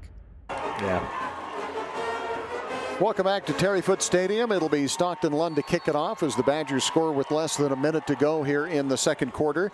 And checking the CVMC, the Central Valley Medical Center scoreboard, Snow College 35 and MTI nothing. And the Badgers will kick from their own 20-yard line, so we are almost guaranteed to see a kickoff return this time. Really high end-over-end kick. It's going to be fielded on the bounce at the 27-yard line. Retreating. Now trying to get back forward and taken down at the 23-yard line. You signal for a fair catch there. You've got some of your best field position of the game. Instead, you try to return and you end up losing yardage. If you watch this replay, man, the blocking by MTI is there's not a lot of effort going there. I don't know, maybe they're trying to set up a wall over there, but my goodness, you got guys just standing over there along their sideline. That you're going to get a kid killed. But anyway, as you mentioned, if you call a fair catch, you get it at the 25. That's a new rule in football the last few years, but here they are, 23 or so yard line. Yep, 1st and 10. And handoff in the backfield is going to be Polk, and Polk gets to the line of scrimmage. And then he's taken down. Brought down by 52 and 44 for the Badgers there that time. Looks like 44, you're going to do that name, Gary? Am I? New Brown. New Brown, 44, you got that one. Yep. 44? Yeah. Oh, I've got Saletti Fevoliaki. I wanted you to say that last name. That's why I was letting you do it. New Brown. No, yeah, he was 52. He was the other one. Fevoliaki. Thank you. Okay, thank you. And now I know what you're doing to me. Okay. All right. Meisman back to pass, gets away from the blitz, now throws downfield, got a man wide open, he makes the catch, and then goes down. That could have been 6 for the Bison. The Bison are finally into Badger territory after a great pass and a great catch. Yeah, number 35 for the Bison that time. They gave us a roster and it's alphabetized and not numerical, which kills you. Mario Bynes Jr. Good job, Mario.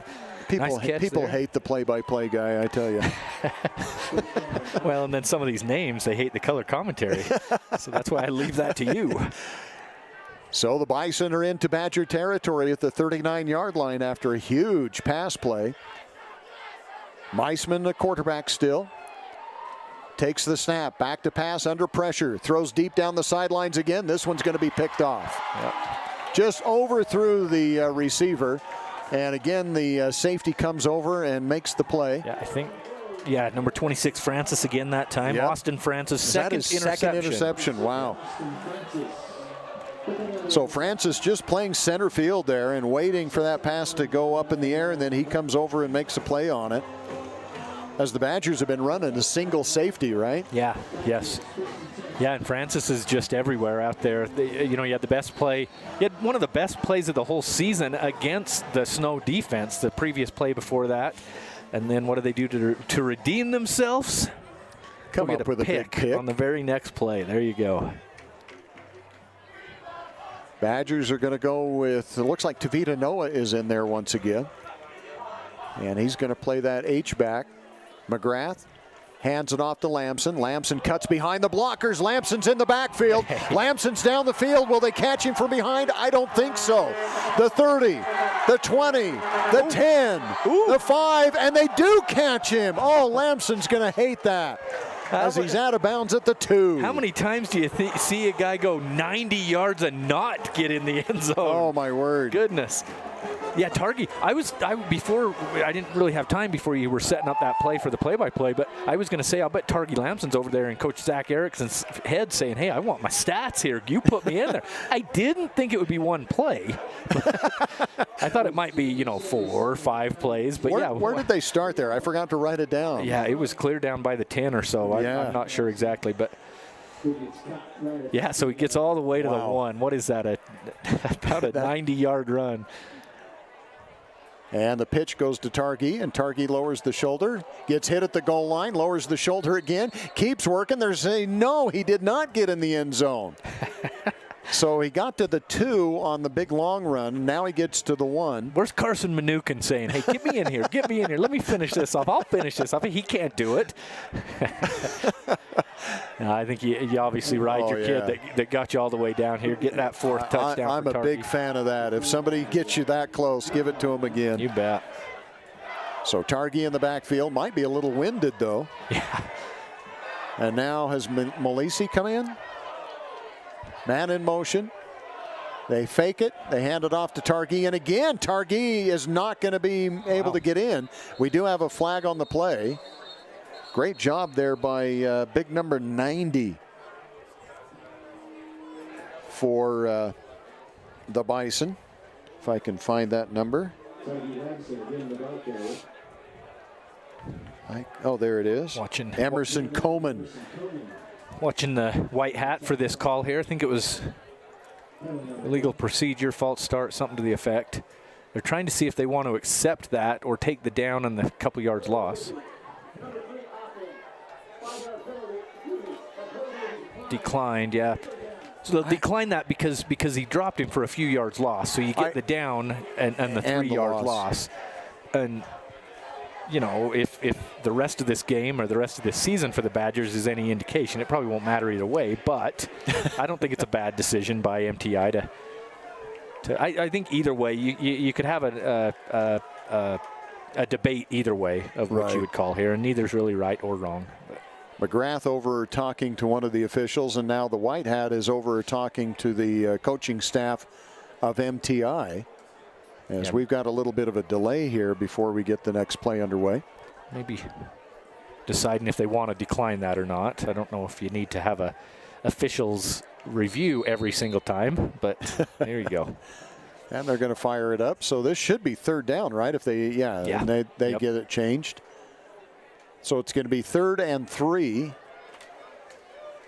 And now I almost think they probably won't hand it off to Lamson. And now they're going to time it out and stop the clock, as the officials are now going to talk to each other. So we've had the officials make the call. We've had the officials talk to MTI. Now they're accepting. And he keeps saying illegal motion, but he's signaling illegal procedure. Yeah. Now, illegal procedure, the way I understand it, is not an option. That should stop the play. Yeah. Yeah, you illegal think blow motion. It dead before. Yeah, exactly. And now they went over and talked to MTI again, and they have not administered the yards yet. Right. So they're. So we're going to put some time back on the clock, trying to get this sorted out. So we've had the penalty was declined, then we had the penalty accepted, but we haven't marked off the yardage. Off, and the box still says 3rd, which it would be if they declined it. So there. Now they're finally moving back, and it will be 2nd down because they did take the penalty. So what is that? what is that, about a 3 yard, maybe 2 or 3 yard difference, but you give Snow the down back. I know. I don't think I would have done that myself, but. So second down and goal from the 6 yard line. McGrath back to pass, throws the quick slant, pass is caught, and touchdown. Snow College. Who comes up with the catch? Is that Taylor? We're going to get a number here. I'm betting looking it's through Taylor, by Minox. Let's see here. I don't know who's coming out of there, Gary. Oh, I don't see Taylor. Yeah, Taylor Larson's coming out there right now. And where he's the holder on the extra point, I think that was him coming out last. So it's going to be a 6 yard pass play. Is that what you gave him, Brad? 6 yards on it? Okay. So McGrath now with 3 touchdown passes. And Targi Lamson with 3 touchdown runs. And the extra point coming up from Stockton Lund. And after the kick is up. The kick is good as it bounces off the Bergeson Athletic Center. And the Badgers lead it by a score of 42-0. We'll be back with the kickoff after this. I'm a mom raising 4 kids, so I know what you're dealing with. Distractions during homework time, faces buried in devices at dinner, not to mention the tug of war to pry devices away from my kids when it's time to go to bed. So I looked everywhere to find a system that could help me with everything I need, a system I can trust. And I found it. It's called CentraGuard by Centracom. You can get started with taking back the internet by visiting Centracom.com right now. CentraGuard. Better family internet. Live Snow College sports action on Centracom Channel 10, the ScenicWestNetwork.com, and the Mid-Utah Radio Sports Network. Welcome back as we check the Central Valley Medical Center scoreboard. Having chronic knee pain from a worn-out knee? Check out the new ROSA knee robotic technology at CVMC. Call 435-623-3200. Snow College 42, McDougal nothing. We're still early in the second quarter. The Badgers scored at 11:38 in the first quarter, 9:13, 4:21, and 3:03. 14:03 in the second quarter, and now 11:03. Kickoff is going to be fielded at the 2 yard line. Out to the 10, the 15, breaking a tackle, finding a hole at the 20, and wrestled down as he crosses the 35 yard line. Nice return. Yeah, I was watching off the ball that time. I gave the McDougal kick return guys a little bit of a hard time last kickoff. Didn't get some good blocks. That time, they weren't afraid of the Badgers that time. They had some really good blocks to open up that return all the way up to, what, the 36 or so. Some decent field position for the Bison. Sincere Gill on that return. He's got some wheels. He does. And he showed that a couple of times. So a return of, what are we going to give him? 34 yards on the return? Yeah. Plus or minus a little bit. Brad nods his head. Not too bad, Brad. And I didn't even have to take off my shoes and socks to come up with that. That's normally anything over 10. I'm taking off the shoes and socks. That's why you have Brad here. Yep. Handoff goes to Gill. Flag on the play. That could be holding or maybe face mask. I think probably holding.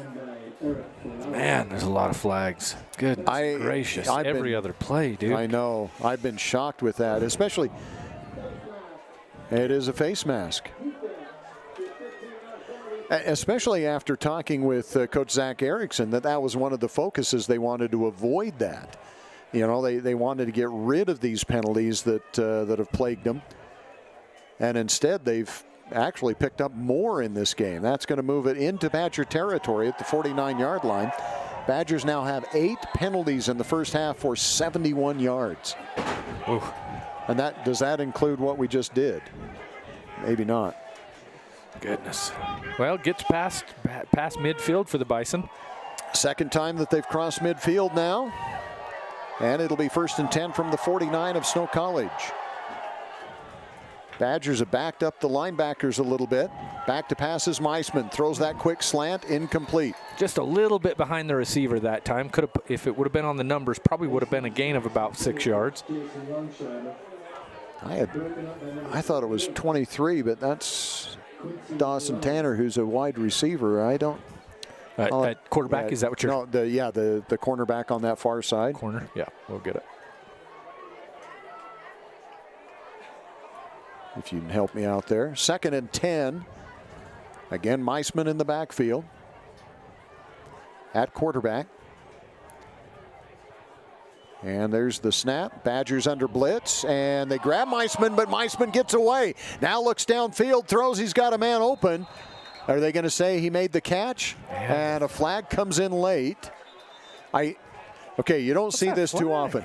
I think the wide receiver went out of bounds, came back in, and he's the first to touch it, and that's a penalty. Okay, I was going to say, if they're going to call that against the Badger for hitting him out of bounds, if they're calling it a catch, he's got to push him out of bounds. But yeah, if that's it, if he comes out, we'll watch on this replay. Going to be tough to see there down at the bottom of the field, but that is going to be it. Gary, you called it.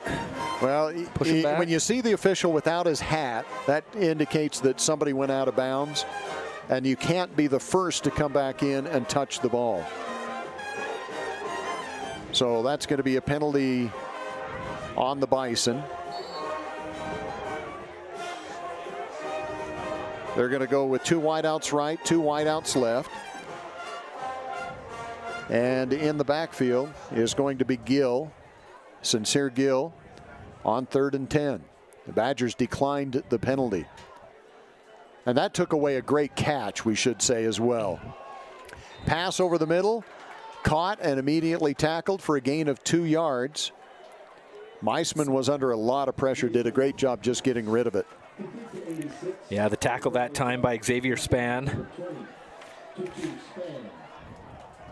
They put him up on the board as Tutu Spann. We got him on our list as Xavier, so obviously that's a nickname or something he wants to be called.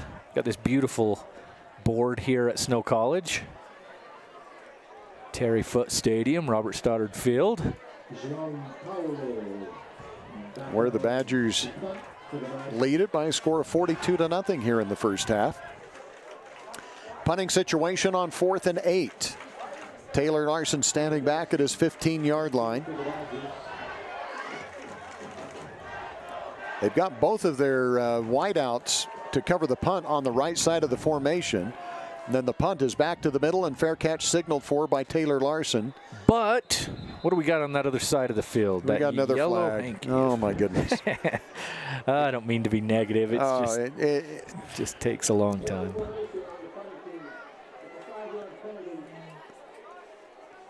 Illegal formation. They apparently did not have the tackle covered, maybe.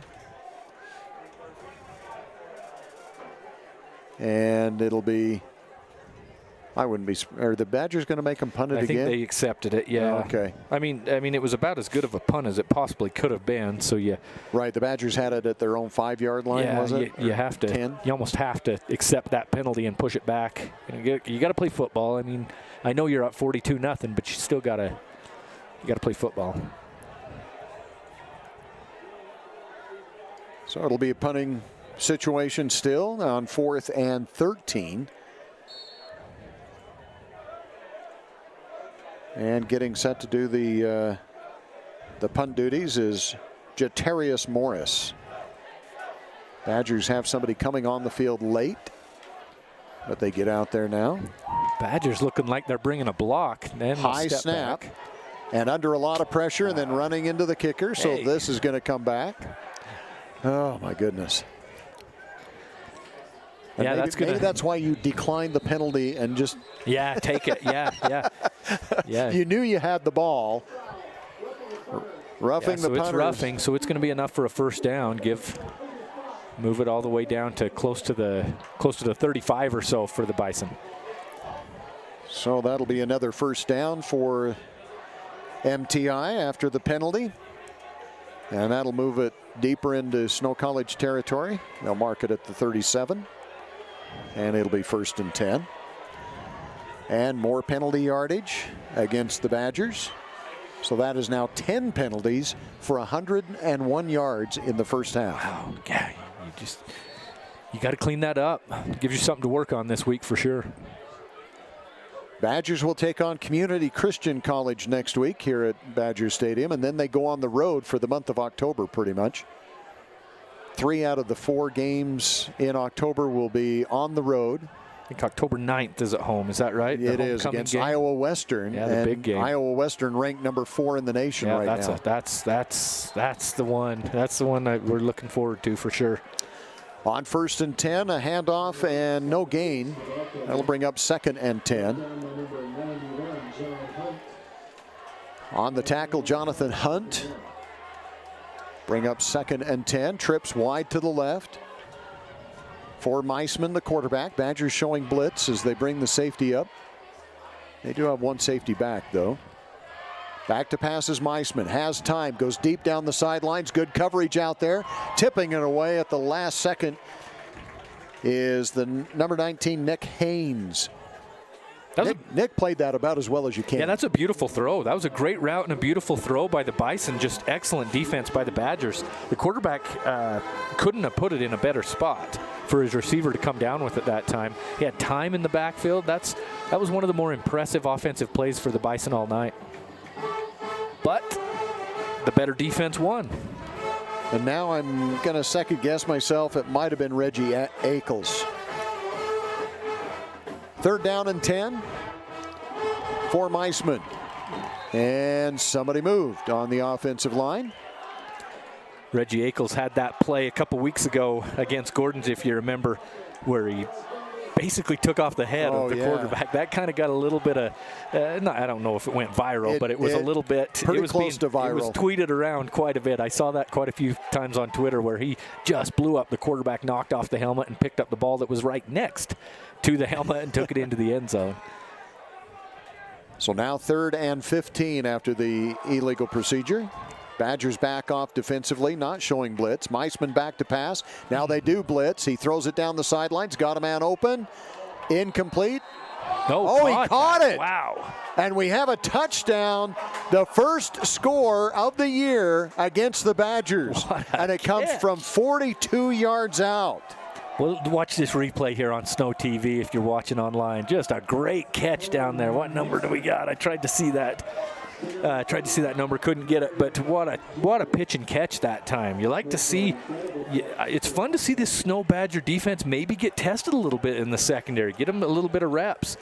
And that was a good throw. That quarterback has a good arm, and they've got some wheels out there on offense. A few guys that we've seen today, they have some next level speed for sure, some junior college type speed. And, we talked about this in the pregame a little bit, and, Brad James told me this MTI is from just north of Miami, if I remember right, South Florida, right? Yeah, Pompano Beach. So they're there's going to be a timeout, but just to finish my thought real quick, a ton of talent in that area. Right. Brad James was telling me there's more guys in the NFL from Florida than any other state, and Miami is definitely known for their football talent. Exactly. So with the timeout on the field, we'll take this as a Utah Heritage Credit Union timeout. Utah Heritage Credit Union for auto, ATV, mortgage, and new home construction loans. We'll be back. Centricom believes the service relationship continues long after installation, and we're available to support you every step of the way. That's why if there is a problem with our equipment, a service visit from us means no cost to you. We know the value of a satisfied customer, so if you refer us to a friend, we'll take care of them and you'll get 1 month of service free. We promise to make your experience the best it can be. Centricom, keeping you connected. Live Snow College sports action on Centricom Channel 10, the ScenicWestNetwork.com, and the Mid-Utah Radio Sports Network. And the Bison going to try the single extra point coming up here, as the Badgers have given up the first points of the year. And the extra point is on the way, and the extra point is good. 42-7 is the score. We'll be back with the kickoff after this. CO Building Systems in Ephraim manufactures a complete line of pre-engineered metal buildings of all sizes. Plus, they are your headquarters for custom metal roof and wall panels for your home or business, including all trim and accessories. All of their roof and wall panels are available in several gauges and over 20 different colors. For a free cost estimate or more information, contact CO Building Systems in Ephraim. 800-262-5347. That's 800-262-5347. Online at cobuildings.com. Live Snow College sports action on Centricom Channel 10, the ScenicWestNetwork.com, and the Mid-Utah Radio Sports Network.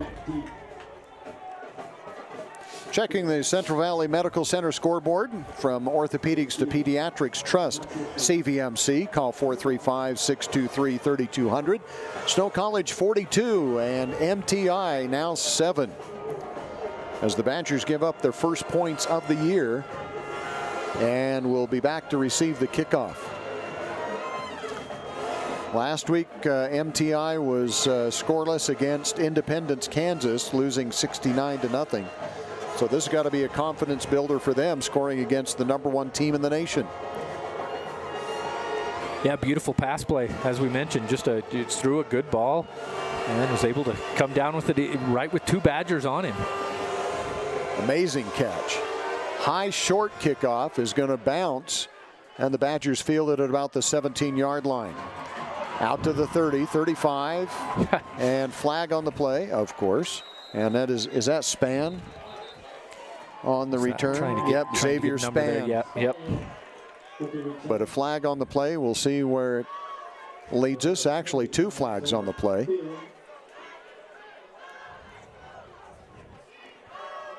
The ball was marked at the 43-yard line, but we'll see after the penalty where we go. Badgers have only started in their own territory on 2 possessions. They started at their own 39, and they started at their own 8. But have scored on each of their possessions. They have not turned the ball over yet, and they have not punted. Taking a long time here to sort this out on what the penalty is going to be. The officials still talking to each other. Yeah. I mean, what do you talk about here? If you're Snow, it's interesting to see how long they keep the ones in. Well, we'll see what the. So personal foul against the Bison, going to move it 15 yards for the Badgers. But anyway, as I was saying, you wonder how long they keep the ones in. McGrath and Tardy Lamson and Larson and a few of the other, the offensive linemen, of course, and see if they go the whole first half, or if you maybe start going with some of the second string and even getting that third string in here soon. Still got McGrath coming out at quarterback, I think, right? Yes, yep, 14, I think so. Yep.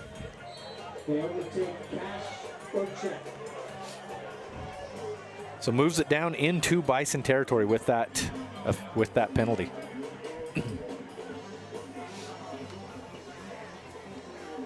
So 1st and 10, McGrath fakes it one way, tries to come back the other way, and blowing that play up was number 33 for the Bison. Zavon Brown.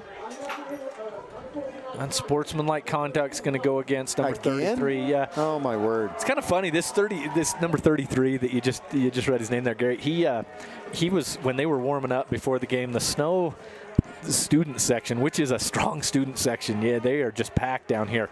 They were really giving it to number 33, and he wasn't being unsportsmanlike or anything, but he was giving it back to him a little bit, having a little fun with it. And I think the student section is starting to give it to him again here. But yeah, next time out, we'll check some other scores. I'll have that for you here, because we do have some other good games going on. 30 yards in penalties here to start the drive against the Bison. So instead of starting deep in their own territory, or not even deep, but out near midfield, the Badgers are already near the red zone. McGrath under pressure, stripped from behind, loses the ball, and a good job covering it up by one of the big offensive linemen. Yeah, number 76 that time for the Badgers was able to jump on that ball. Zach Mendoza. Way to get into the broadcast, Zach. Well, that's going to lose close to 10 yards. Call it 9. It'll bring up 2nd and 19. Noah comes to the near side of the field. Badgers go with 2 to the right, 2 to the left. Lamson in the backfield with McGrath. And the Badgers move. That's going to be an illegal procedure. Let's check them now. Cisco and Blinn, a couple of teams going head-to-head in the fourth quarter. 26-24 for Cisco. And Butler leads Dodge City 28-0, or excuse me, 28-20, I should say. Lackawanna leads ASA Miami 31-21. Georgia Military blew away the Georgia Knights 62-15. Second now and 21 for Snow College. And the Badgers go with 2 in the backfield. Sione Malisi. And he gets the handoff. Malisi picks up a few yards. Flag on the play again. Goodness. Flag is thrown by one of the side illegal procedure against Snow College. He said that, yeah, he said the receiver didn't get set that time. And Tavita says, yep, that's on me. My bad. So the Badgers almost back to where they started before the 30 yards in penalties. So now it's going to be second down and 29. Got to get to the 17 here. So we'll see if they can get that in one play. Sione Malisi. Hand it to Targi Lamson. He's not even out there. Oh, isn't this him, the near one? Oh, that's Malisi. You're right. Yep. Malisi, McGrath back to pass. They set up the screen. Pass to Malisi. Malisi, middle of the field, breaks a tackle, fumbles the ball as he's hit from behind. Late flag comes in, but the Badgers have their first turnover as MTI comes up with it. Yeah. So if you watch on this replay, he got taken down from behind. That horse collar tackle caused the fumble. Yeah, it was actually after the fumble that happened. Yeah, I don't see that. Are they going to give it back to the Badgers? Fumble recovery by the defense.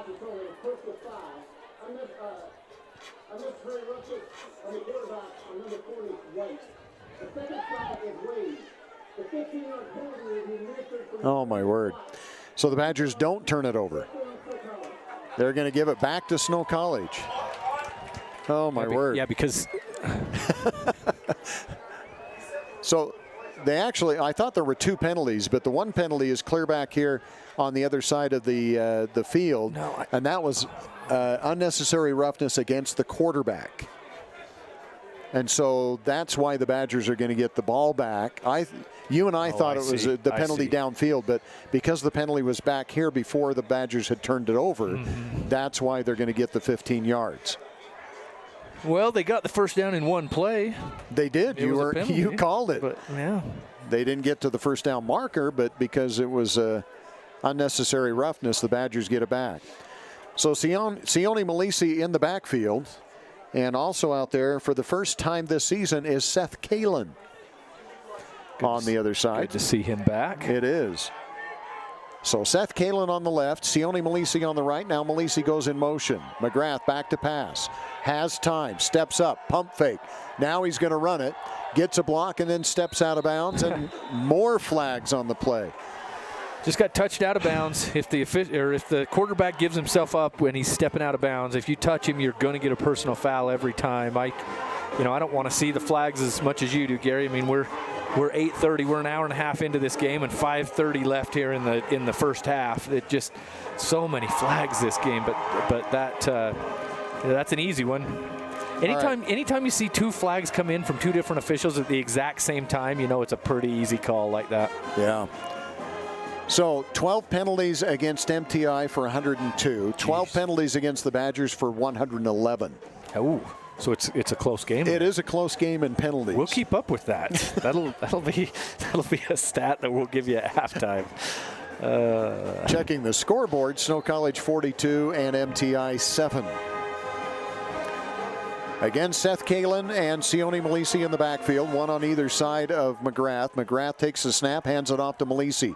Malisi tries the left side, now steps back in and tries to cut it back, and he's going to pick up about 5 yards to the 12. That was a good tackle there by the Bison, that linebacker coming up and just spinning him down.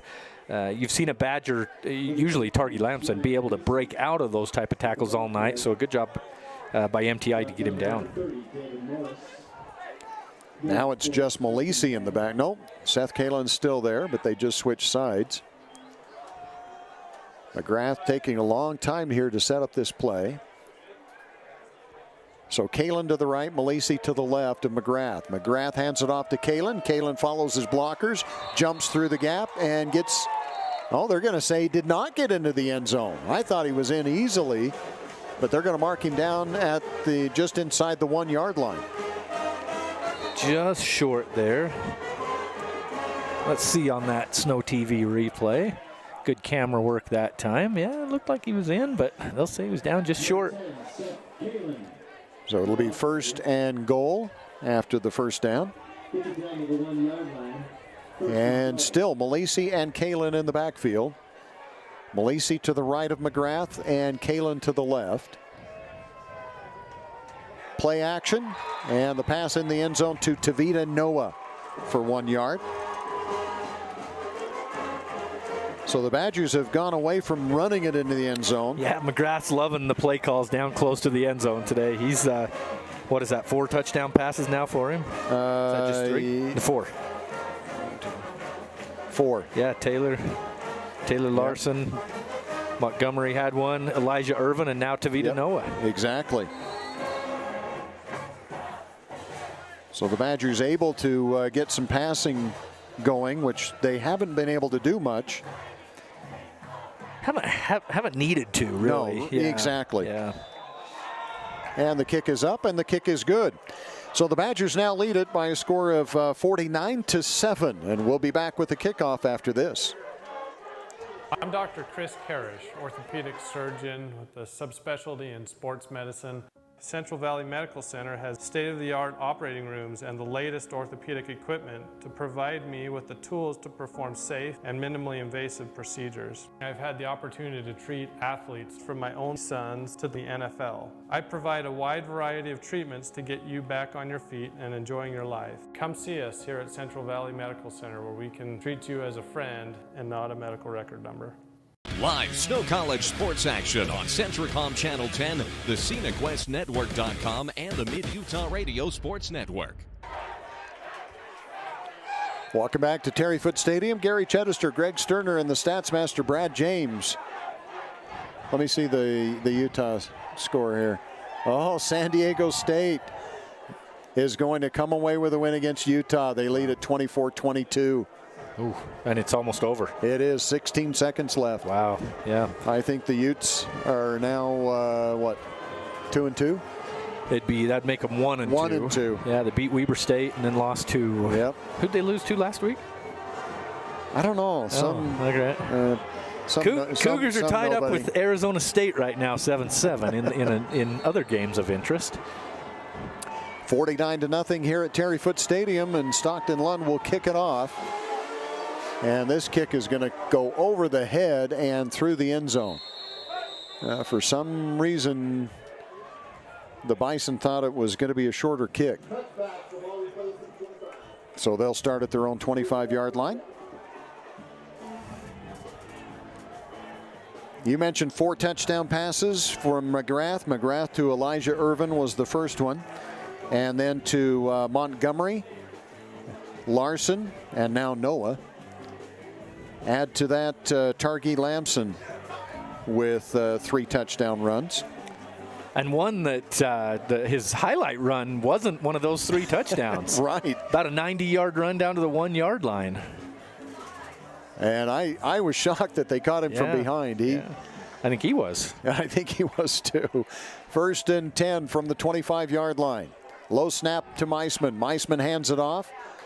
And gaining maybe a yard or 2 is going to be Polk. Yeah, linebacker stepped up for the Badgers to fill that gap and just push Polk back after a couple yard gain there. It's a good job by the linebacker. I'm trying to get a number there. Missed it. Corey Polk in the backfield with Meisman. Tuipulotu Lai. I say that right? Yes. Did I get that one? Thanks. You did. Gary, good job. Gary knows these names very well. 2nd down and 7. They're going to give him 3 yards on the carry. Badgers show blitz again. Long snap count here, down to 5 seconds on the play clock for Meisman. Meisman now signals for the snap. There it is. Meisman's going to hand it off to Polk again. Polk tries to get to the outside. Now he retreats, and he's trying to find an opening. He does. He's at the 30, the 35, the 40. Nice return by Polk. Finally pushed out of bounds as he gets out to the 47-yard line. That might give him positive yards now on the ground. Yeah, they had minus 18 prior to that. I was just about to say that Snow College, you had the outside backer step up and make a hit on Polk that time. And I was about to say, man, they just never miss those initial tackles. Guys don't break tackles. And there he did, and came back the other way, had a wall of blockers before he's pushed out of bounds after the first down. So now MTI is up to positive yards rushing. They have 2.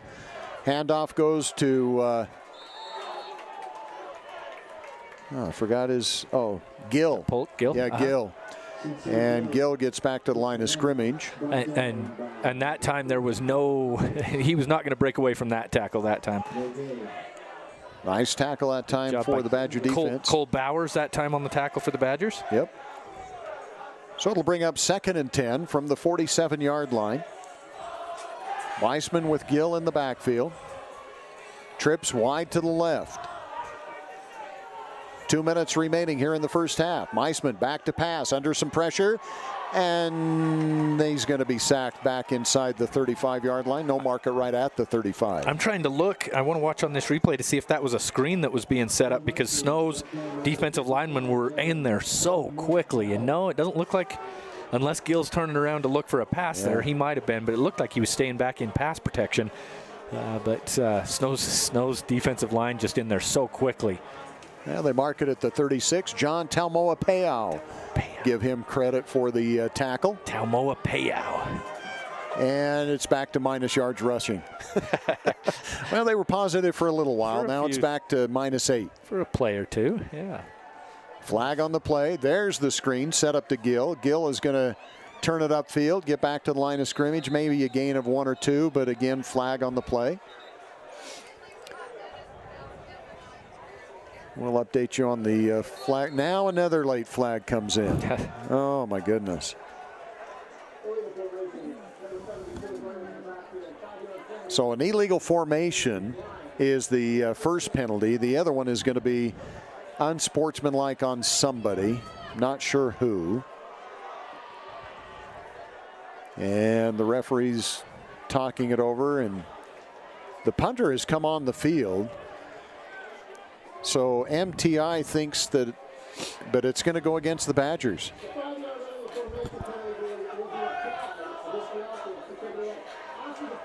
Unsportsmanlike conduct against Snow College. So this is going to be first down on the penalty. So is that an automatic first because it's after the play? So you mark off the 5 yards. Right. And then you mark off the 15. Do they get automatic? Automatic first down on the unsportsmanlike. Yep. Okay, yep. And that's right back to the original line. Yep. Honestly, the downs people did not have to move an inch. Yeah, they're right on it. Right on it. So basically we played 3 plays and we're back to first and 10 from the 47-yard line. Minute 12 left here in the first half. The over-under on penalties for the rest of the half is set at 3, Gary. You can 3 penalties? 3 penalties. Oh, I'm taking minute the over. 12. You're taking the over on a minute 12. Okay, we're going to keep. I thought you meant for the rest of the half. game. Nope, rest of this half. Oh, you're going to hold me to that because I misheard it. Yep. No, you made the bet. I see how you work. The bet is Little Caesars Pizza. There's still a good chance I win this. Goodness gracious. So first and 10, they actually moved it up to the 48 now. And Meisman has trips wide to the left and a single wide out to the right. He's going to hand it off to Gill. Is it Gill or Polk? Polk. And Polk is going to lose yardage. He loses the ball, but they're going to say he's down. Kind of came down hard on his head. I'm trying to see. He's getting up a little bit slowly there. So what's working against me here is they ran a running play, and the clock continues to run. I think. But it's going to be a loss of 2. I think your bet is still somewhat safe. I don't think so now. 30 seconds remaining. I'm being sarcastic. I'm just kidding around. Meisman. Badgers back off. Back to pass is Meisman. Under some pressure. Going to try to run. Gets away. Gets away from another one. Now he's tackled. The ball is loose. He fumbles it. Picked up by the Badgers. The Badgers get a block. It's a foot race. And he is going to. What a move. Was that 52-62? Give me a number 52. Here. Number 52 for the Badgers. Gets the pickup. Nuu Brown. Wow. Holy Showing mackerel. the running back skills there, Nuu. Show him off. Give him that number 22, coach. Put him in the backfield, am I right? How many yards did he get on the return, Brad? At the 25, you're giving you 25-yard run or return? I'm hoping we can see that replay again, because man, that was some moves. Yeah, let's see the replay again if we can, Jake. Thank you. Here it comes.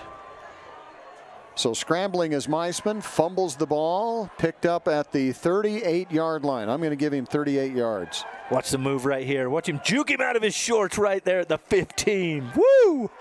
Nuu Brown gets the score. What that's a defensive lineman's dream right there. Yeah, he's putting that on the recruiting video. The extra point is up, and the extra point is good. And the Badgers now lead it by a score of 56-7. We'll be back with the kickoff after this. Dr. Jason Standring, Central Valley Medical Center. I wanted to become a doctor because as I grew up, my family had a family doc that delivered my siblings and took care of us when we were sick and if we had to go to the hospital, and I wanted to do the same thing. Family medicine allows me to do that. I love the fact that I can take care of families throughout their lifespan, from birth and throughout their growing years and their families, even until the end of life care. I'm Dr. Jason Standring at Central Valley Medical Center, and we're accepting new patients, and I'm eager to get to know you and your family. Live Snow College sports action on Centricom Channel 10, the ScenicWestNetwork.com, and the Mid-Utah Radio Sports Network. And welcome back once again to Terry Foote Stadium on the Snow College campus in Ephraim, Utah. Snow College Badgers lead at 56-7 with 5.8 seconds remaining. Stockton Lund to kick it off here for Snow. Coming up, we'll have the Snow College halftime report for you. Snow College is the nation's finest transfer institution with campuses in Ephraim and Richfield. Visit snow.edu. Snow also picked up some other awards in the last couple of weeks. Top school in the state of Utah, and in the West in the top 10. And that will end the half. Badgers lead at 56-7. We'll be back with our halftime show right after this timeout.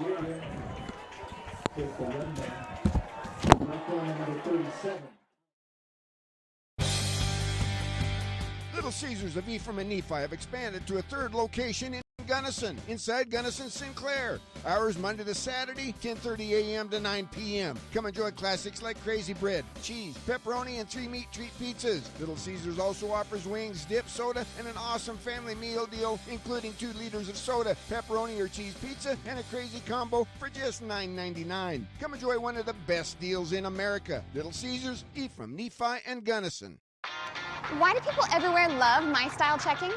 It has rewards you'll flip for. I love my travel rebates! With my style, the spotlight's always on me. We can send money with Zelle. Good boy.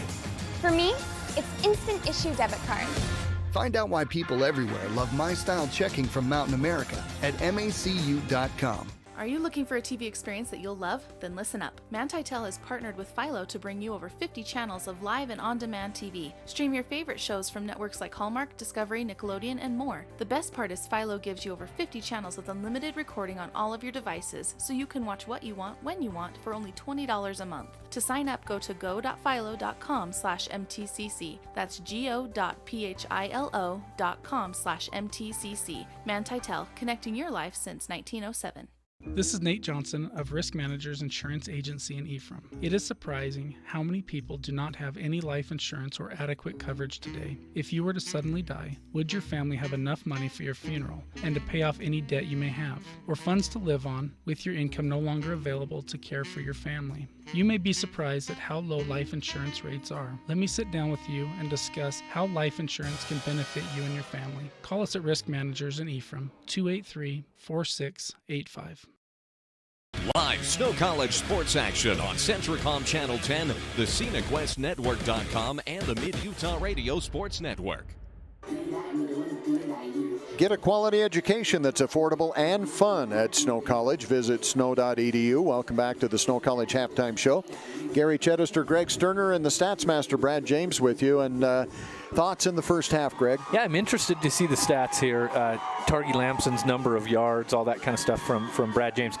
I mean, the thoughts, Snow doing what Snow does. They're the number one team in the nation. There's a reason they're the number one team in the nation.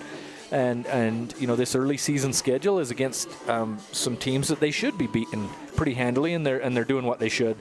We've talked ad nauseum about the penalties, and I'm sure that's something that Coach Zach Erickson will talk with his guys about in the locker room. But overall, I mean, how can you be upset about your players when they're up 56-7 at halftime? Well, I think the penalties is definitely something that takes away some of the luster of that 56-7 lead. I'm sure Coach Jorgensen a little disappointed that they did give up that big pass play for the touchdown, first points that they've given up so far this year. Before we take a break and come back with stats from Brad James, let's take a look at some other scores in the NJCAA right now. It looks like Blinn might be able to hold on. They lead 27-26 against Cisco. There's a minute 33 remaining in the fourth quarter in that one. Final score, Butler defeats Dodge City by a score of 30-20. That game was played in El Dorado, Kansas. So Butler, on the road with the win there. Iowa Western big over Ellsworth, 64-6. That game played in Council Bluffs, Iowa. Other action, Lackawanna defeated ASA Miami by a score of 31-21. Both of those teams the Badgers will be playing later on this season. They'll play in Miami against ASA Miami. Lackawanna will travel here in November to take on the Badgers. Georgia Military, the first game the Badgers play on the road. Big win over the Georgia Knights, 62-15. Kilgore defeated Northeast Oklahoma 34-0. Iowa Central big over Gordon Fine Arts 84-6. And Garden City defeated Highland, Kansas by a score of 15-6. Independence continues winning. They moved into the top 10 after their win last week, and they pick up a big win here, 56-6 over Fort Scott. And those are the other games in the NJCAA as we check the Central Valley Medical Scoreboard. If you're having chronic knee pain from worn out knees, check out the new ROSA Knee Robotic Technology at Central Valley Medical Center. Call 435-623-3200. When we come back, we'll have Brad James, the Stats Master, and he'll share some halftime stats for us right after this. My name is Dr. Joel Holman. I'm an orthopedic surgeon here at Central Valley Medical Center, specializing in general orthopedics, which includes sports injuries, total joint replacements, shoulder, hip, and knee. And I'm the only hand surgeon from Provo to St. George. One of the things that I like is that I'm able to take care of people that I've known for most of my life in this area, which I have a fondness for. We treat all orthopedic extremity conditions here at Central Valley Medical Center. We've got a great team, clinic staff, hospital staff, operating crew, and physical therapy services. Sanpete Steel in Moroni was founded in 1994 and has grown to be one of the major steel fabricator and erectors in the Intermountain West. The management and staff recognizes the dedication and hard work of the Snow College athletic teams and hopes their support assists the athletic programs in continuing their traditions of excellence. Sanpete Steel in Moroni, where their motto is done right and on time. Honored to sponsor the Snow Badgers Steelman Play of the Game. Are you worried about paying for college? Do you wish there was an affordable option that didn't sacrifice quality? Snow College. It's got to be the best kept secret in the state. Compared to my friends at bigger schools, I paid my tuition, housing, and books for less than their tuition costs alone. I even had enough left over to go shopping. To save my money. Can you actually edit that out? My dad listens to this station. Snow College is accepting your application right now. To get more information or schedule a campus visit, go to snow.edu. At Snow College, it is all about you. I'm a mom raising 4 kids, so I know what you're dealing with. Distractions during homework time, faces buried in devices at dinner, not to mention the tug of war to pry devices away from my kids when it's time to go to bed. So I looked everywhere to find a system that could help me with everything I need. A system I can trust. And I found it. It's called CentraGuard by Centracom. You can get started with taking back the internet by visiting Centracom.com right now. CentraGuard. Better family internet. Live Snow College sports action on Centracom Channel 10, the ScenicWestNetwork.com, and the Mid-Utah Radio Sports Network. And welcome back to Snow College on the Snow College Halftime Show. Greg Sterner, we pass the mic over to Brad James. He's going to give us some of the stats here in the first half. Snow College up 56-7 right now on McDougal. Brad, what do you got for us? Well, we have more parity than we've normally had, judging by the first 2 contests. That's a relative statement, but yes, definitely more parity today. Yeah.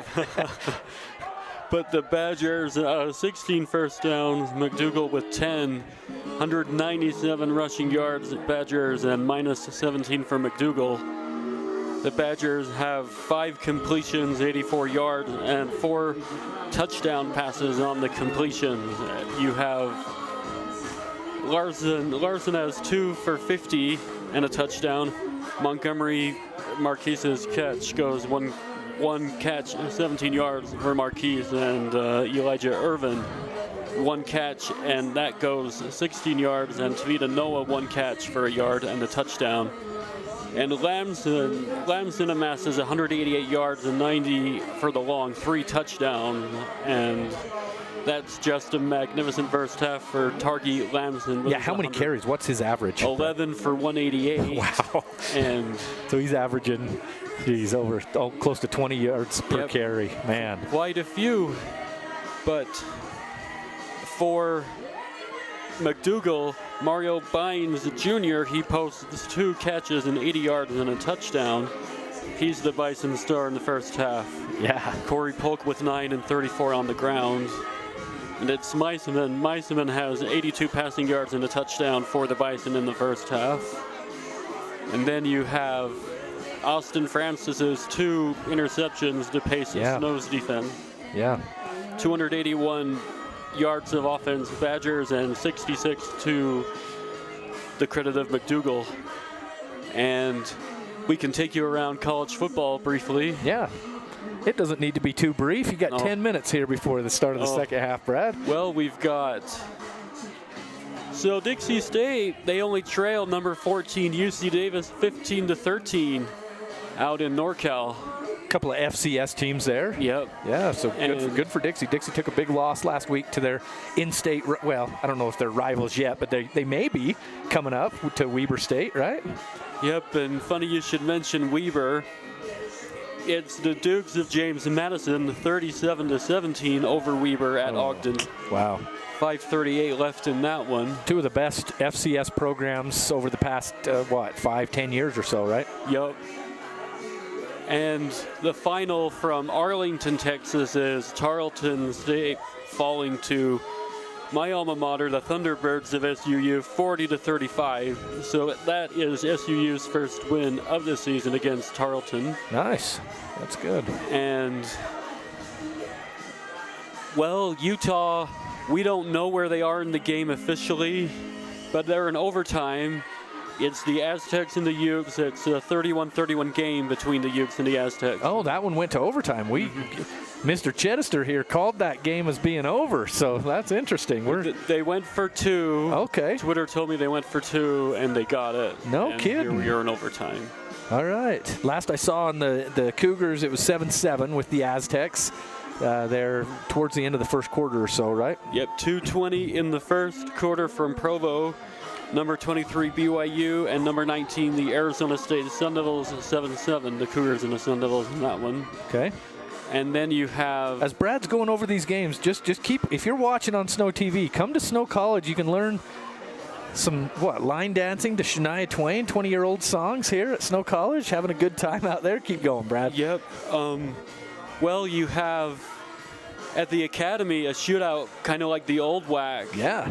But it's the Aggies 49 and Air Force 45. Wow, yeah. And Air Force was favored in that game, and you've got a fellow Manti High School alum. Brad and I are both Manti High School alumni. Derek Wright playing well for the Aggies. 2 touchdowns last week. I don't know what he has this week because I'm here, obviously, but. Yeah, that's fun. That's a good game for the Aggies. Yep, 3:54 in the fourth quarter. All right. That's Utah State leading 49-45.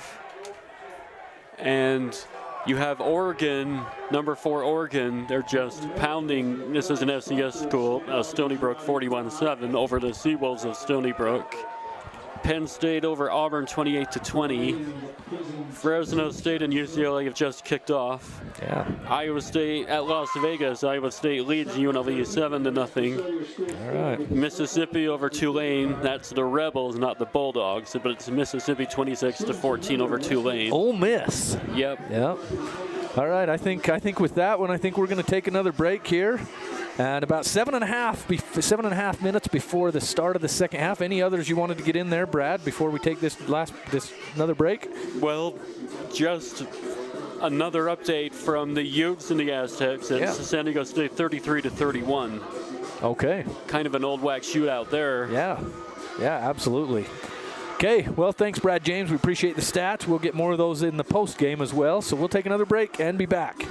CO Building Systems in Ebro manufactures a complete line of pre-engineered metal buildings of all sizes. Plus, they are your headquarters for custom metal roof and wall panels for your home or business, including all trim and accessories. All of their roof and wall panels are available in several gauges and over 20 different colors. For a free cost estimate or more information, contact CO Building Systems in Ephraim. 800-262-5347. That's 800-262-5347. Online at cobuildings.com. I'm Dr. Jason Standring, Central Valley Medical Center. I wanted to become a doctor because as I grew up, my family had a family doc that delivered my siblings and took care of us when we were sick and if we had to go to the hospital, and I wanted to do the same thing. Family medicine allows me to do that. I love the fact that I can take care of families throughout their lifespan, from birth and throughout their growing years and their families, even until the end of life care. I'm Dr. Jason Standring at Central Valley Medical Center, and we're accepting new patients, and I'm eager to get to know you and your family. Little Caesars of Ephraim and Nephi have expanded to a 3rd location in Gunnison, inside Gunnison Sinclair. Hours Monday to Saturday, 10:30 a.m. to 9 p.m. Come enjoy classics like crazy bread, cheese, pepperoni, and 3 meat treat pizzas. Little Caesars also offers wings, dip, soda, and an awesome family meal deal, including 2 liters of soda, pepperoni or cheese pizza, and a crazy combo for just $9.99. Come enjoy one of the best deals in America. Little Caesars, Ephraim, Nephi, and Gunnison. Why do people everywhere love My Style Checking? It has rewards you'll flip for. I love my travel rebates! With My Style, the spotlight's always on me. We can send money with Zelle. Go, boys. For me, it's instant issue debit card. Find out why people everywhere love My Style Checking from Mountain America at macu.com. Live Snow College sports action on Centricom Channel 10, the ScenicWestNetwork.com, and the Mid-Utah Radio Sports Network. Welcome back to the Snow College halftime show. Snow College has assembled the best quality, most affordable, and flexible offerings in online education. Visit snow.edu. Gary Chedester, Greg Sterner, and the Stats Master, Brad James. And anything in the stats that, as Brad went over that with you, that stands out to you? Yeah. The number one is, you've talked about it a lot, Gary, these really the last couple of weeks. Negative 17 yards rushing for MTI tonight. Overall, they have about 66 yards total. 82 yards passing for that latest quarterback they had in there. Meisman? Meisman, thank you. And beautiful pass there, pitch and catch there to get the lone score. 7 points on the board for for MTI, and they've. I would say they're probably the best opponent Snow's played this year. Maybe Gila River, I don't know, but definitely the best offensive performance that any team has put on against Snow so far this year. And you mentioned that touchdown, the pass and catch, 42-yard touchdown pass from Meisman to Bynes, and the point after was good. Looks like Utah ends up losing in triple overtime. Wow. In that game. So the Utes dropped 2 in a row now. Oh, there it was. Final score was 33-31, San Diego State over Utah. So in that third overtime, you have to go for 2. Is that correct? Yeah. So it looks like San Diego State made the 2-point conversion. Utah did not make their 2-point conversion. That was the difference in that game. Here, Snow College Badgers lead at 56-7. I would imagine we'll see probably Gabe Sweeten at quarterback in the second half. We might see Seth Kalin a little bit more because he got his first touches this season there at the end of the first half. Probably won't see Targi Lamson again. No, yeah. Probably see Sione Malisi, Manukin, and Seth Kalin. Gary's favorite name.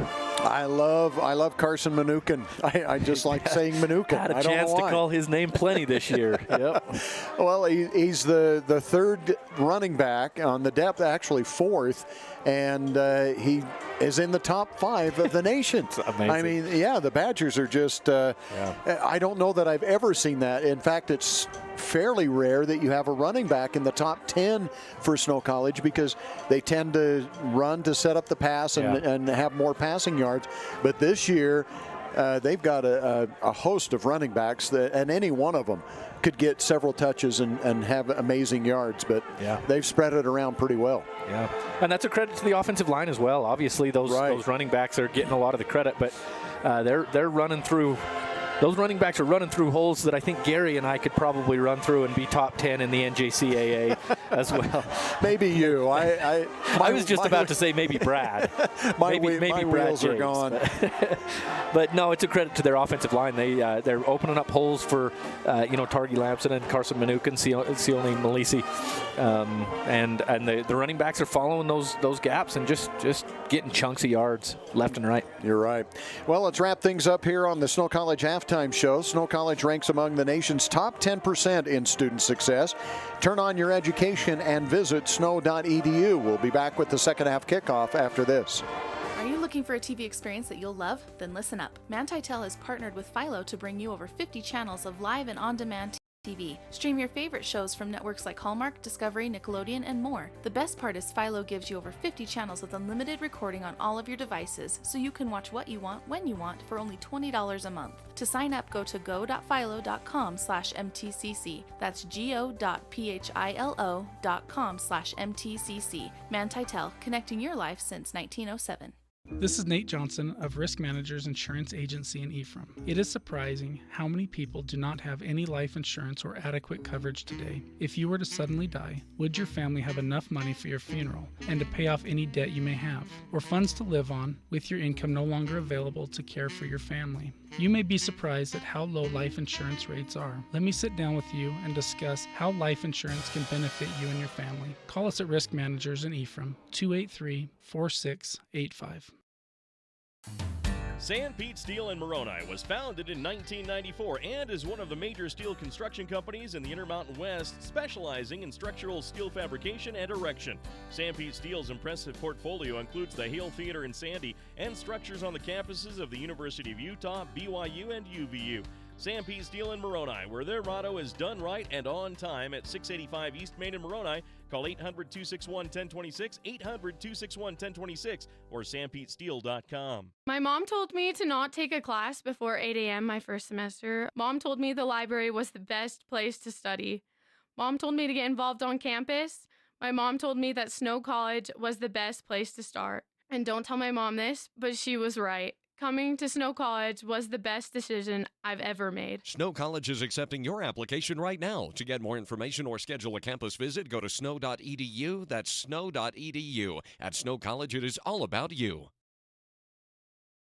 My name is Dr. Joel Holman. I'm an orthopedic surgeon here at Central Valley Medical Center, specializing in general orthopedics, which includes sports injuries, total joint replacements, shoulder, hip, and knee. And I'm the only hand surgeon from Provo to St. George. One of the things that I like is that I'm able to take care of people that I've known for most of my life in this area, which I have a fondness for. We treat all orthopedic extremity conditions here at Central Valley Medical Center. We've got a great team, clinic staff, hospital staff, operating crew, and physical therapy services.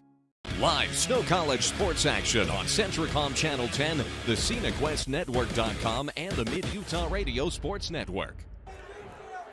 Welcome back to Terry Foote Stadium. Gary Chedester and Greg Sterner, as we will put 10 minutes on the third quarter clock. And the Badgers will receive the second half kickoff. The Badgers receiving a kickoff for just the second time today. McDougal did get in the end zone on that 42-yard pass play from Meisman to Bynes. And that's the first points of the season put on Snow College. Yeah, so both coaches, I guess both coaches have to agree to lower the game time, so they'll do 10 minutes. And I would imagine they'll do 10 for the third and the fourth quarters. Yeah.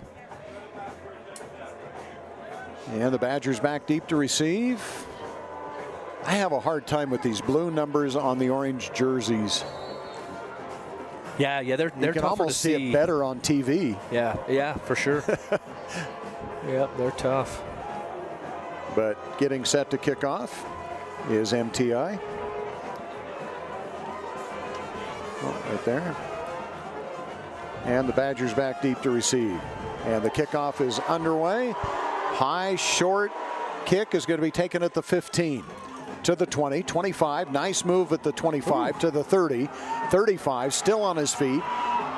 Almost tackled from behind. And then just dives. That's going to be Sione Malisi on the return, yeah. Yep.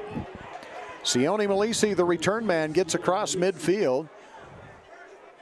And now we've got a little bit of extracurricular activity by both teams near the Badger bench. I don't see any flags, however, and that's a good sign. Yeah, it's a good sign to not have flags, but it definitely looked like a face mask as Malisi was bringing that back. Badgers will start at their own, or excuse me, at the MTI 45-yard line. And is it Sweeten in at quarterback? I believe it is. And I believe it's Malisi stays out there. It is Malisi in the backfield. Pass by Sweeten. Out in the flats and returning it 35. Yeah, on the catch is going to be, I don't have a 35. Yeah, I don't have a 35 on my roster either, unfortunately. Nice little play outside by him. We'll see if they put it up on the board. Oh, 85, Peyton Beck is who they're putting up on the board. So the reception by Beck gives the Badgers a first down at the 35-yard line. 2 wideouts right, 2 wideouts left for Sweeten. Sweeten passes again out to the side.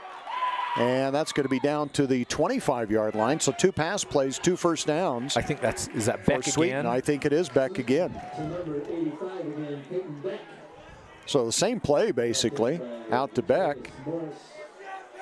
And that's going to be 2 pass plays, 2 first downs for Snow College. Sweeten in the backfield again with Malisi. Malisi to his left, 2 wideouts right, 2 wideouts left. Handoff to Malisi this time. Malisi goes off the right tackle and picks up about 4 yards. This is another one I want to watch on this Snow TV replay. It looked like he had a little bit of room. It cut off. It started a little bit too late there. It looked like he might have had room if he could have cut that out to the right to quite a bit of green grass. Malisi again to the right of Sweeten. Badgers are going with the same formation. Now MTI shows blitz. Play action. Pass out to the right. Staying on his feet, getting the first down inside the 15-yard line. Yeah, can't see a number there. Yeah, I'm waiting for him to put it up on the board here. Is that 14? Man, they're good. They're good. Dennis Nordfeldt, and who does he have spotting for him over there? I think it's, is it Steve?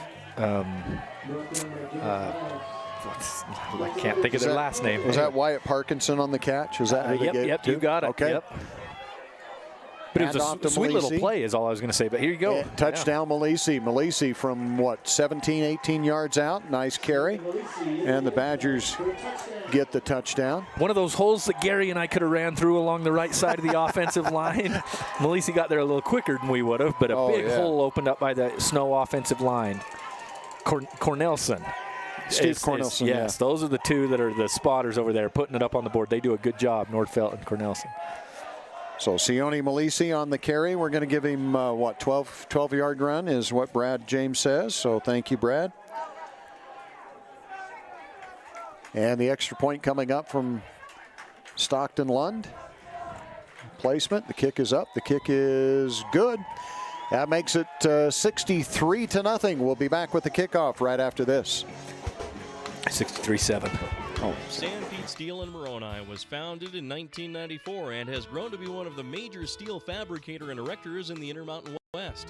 The management and staff recognizes the dedication and hard work of the Snow College athletic teams and hopes their support assists the athletic programs in continuing their traditions of excellence. Sanpete Steel in Moroni, where their motto is done right and on time. Honored to sponsor the Snow Badgers Steelman Play of the Game.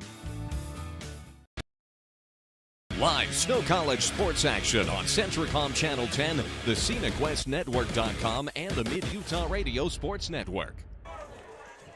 Well, as we check the Central Valley Medical Center scoreboard from orthopedics to pediatrics, trust CVMC, Snow College 63 and MTI 7. Correction on that. I miscalled that at the after the point after. 63-7 Snow College leads. You could get into the habit of saying Snow College is up to a score 2-0. Right. Whatever the score 2-0, because you're 2.5 games in here, Gary, and that's there's barely been a score. Yeah. Looks like Utah State held on to defeat, was it Air Force they were playing? Good for the Ags. Yeah, a big conference win against the Air Force Falcons. It was a high-scoring game, if I remember right. Yeah, 49-45, I think, was the final. Yeah. And the kickoff is going to be taken at the goal line. Out to the 5, setting up the return to the far sidelines, trying to get the corner, and steps out of bounds. They're going to mark him out at the 12-yard line. That's where they will take over 1st and 10. You know what? I hand it to some of these guys. When it's 63-7 and a kickoff comes and you take it right at the goal line, you could easily duck your head and let that thing go in. But they love football, and they want to try and show what they've got, and they want that opportunity to try and return it, even if whether you return it back for a touchdown or not, it's probably not going to do much to the final outcome of the game. But, they want to show what they've got. But you could be credited with a 100-yard touchdown return. That's right, right, exactly. Your own personal highlight. They're not shying away from it. So credit the MTI return man that time. So Meisman still at quarterback, and he throws the pass. That's going to lose 2 yards, back to the 10. Meisman has done a good job, though, since he came in. Oh, yeah, absolutely. And that's a solid pass to the outside, a decent play that a lot of teams run, that little bubble screen to a wide receiver. The trouble you have against Snow College is they're just out-athleting you by so much that you can't do those little plays. They're never going to work. And maybe against other prep schools it'll work. And obviously it did last year. They're the national champs. But against Snow, those aren't going to work. Meisman fakes the little pass to the out. Now it goes deep down the sidelines, and that's going to be incomplete. Now, what could work, you see the flag come in there, Gary. I'll let you finish that here. No, go ahead. Well, what I was going to say is what could work is you see a little double move, and maybe you're setting that up with that bubble screen the last time where you toss it out there, and then this time you do the little pump fake, and then you send one of your fast receivers outside and toss it up to him, give it a shot. And I thought it looked like pretty good defense there, but they called a pass interference. So, that's what happens when you toss it up there. Maybe you come down with one like they did in the end zone in the first half, or maybe you get a penalty and move the sticks. So with the penalty, that moves it out to the 25-yard line, 1st and 10. Badgers show blitz. Now they back off. Meisman takes the low snap, looks to the right, throws, got a man open. Pass is going to be caught and immediately gets drilled. But a nice catch out there. Yeah, who was that on the hit there? You look up the hit, I'll look up the pass catch. Jason Lovingshimmer on the catch. Cole Bowers, we've called his names quite a few times today from his linebacker position. He laid the lumber on that one right as the catch was made. It's going to be a gain of 8. It'll bring up 2nd and 2. Bowers just looks like a middle linebacker out there. Just look at him lining up out there. 2nd down and 2.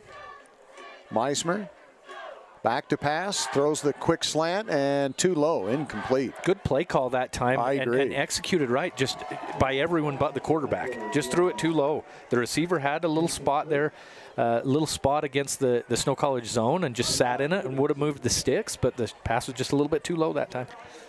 Meismer has not been off target often, but that one just underthrown. Trips wide to the left for the Bison. Single wide out to the right. Meismer in shotgun formation. Badgers showing blitz. Here they come. Handoff is going to go straight ahead. Not much there. Quite a few Badgers there that time to bring down the ball carrier in the backfield. One thing that I was going to bring up when we had a little bit of a lull in the action, Gary, is so a couple of these schools that they've played so far are prep schools. And last week, that Gila River team is kids that are going to other schools. You kind of wonder, does Snow ever look, like, do they get a look at a kid that maybe they could go and recruit? And maybe a kid's not going to come from Florida to Ephraim, Utah, but a prep school, they can go on and play at a place like Snow, correct? Right. Yeah, so anyway, it's kind of a different dynamic that you would never see at any other level of football, of you're playing against somebody and say, hey, look at that kid out there.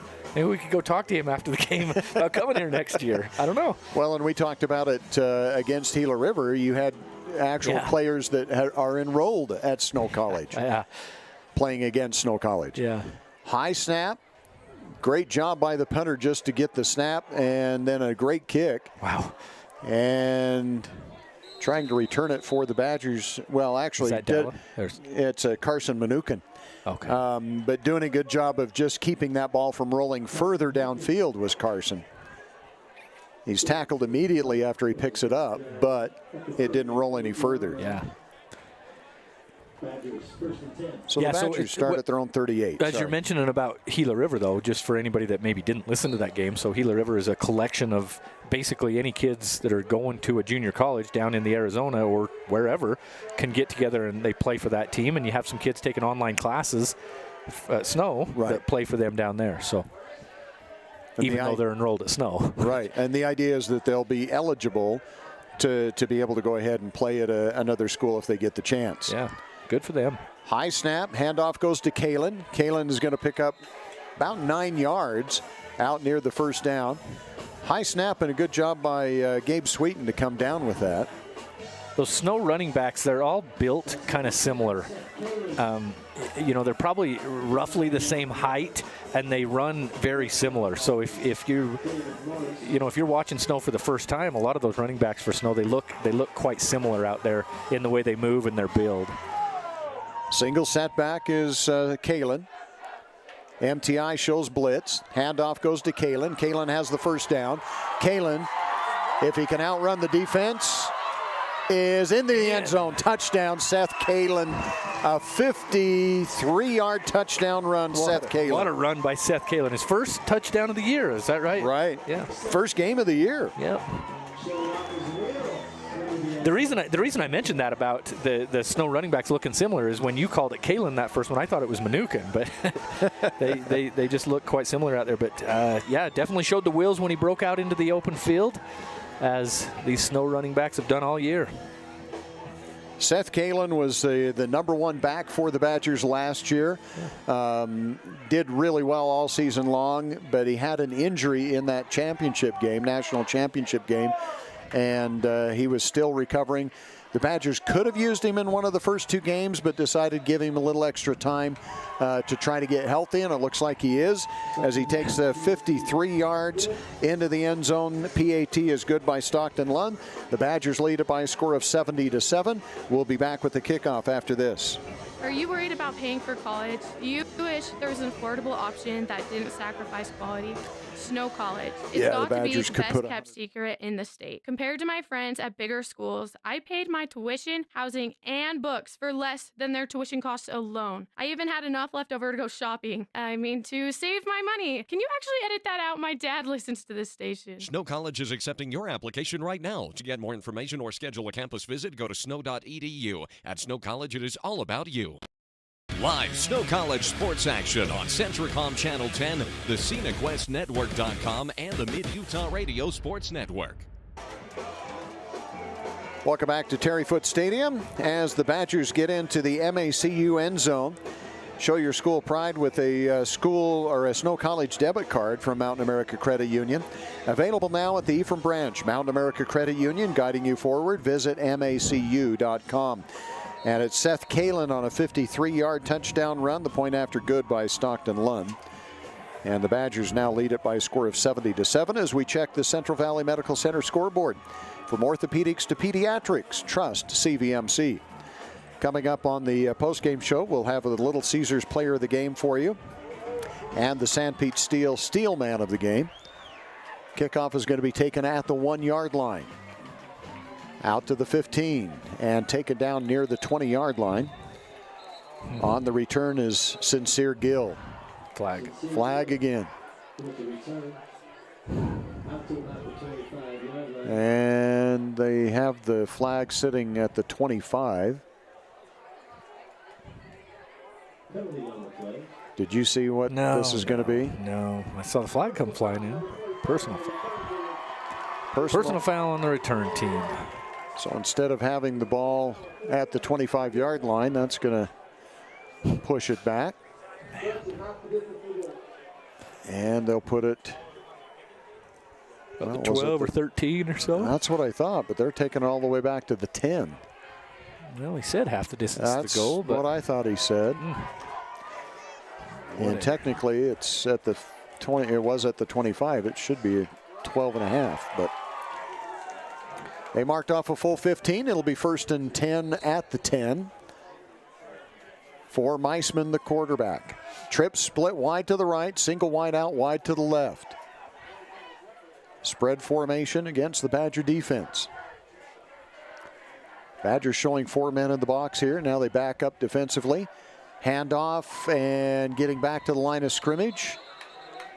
Somebody got a hand on the jersey and tried to drag him down, but he does get back to the original line of scrimmage. I talked about it a couple weeks ago when I did that game with you against Gordon's.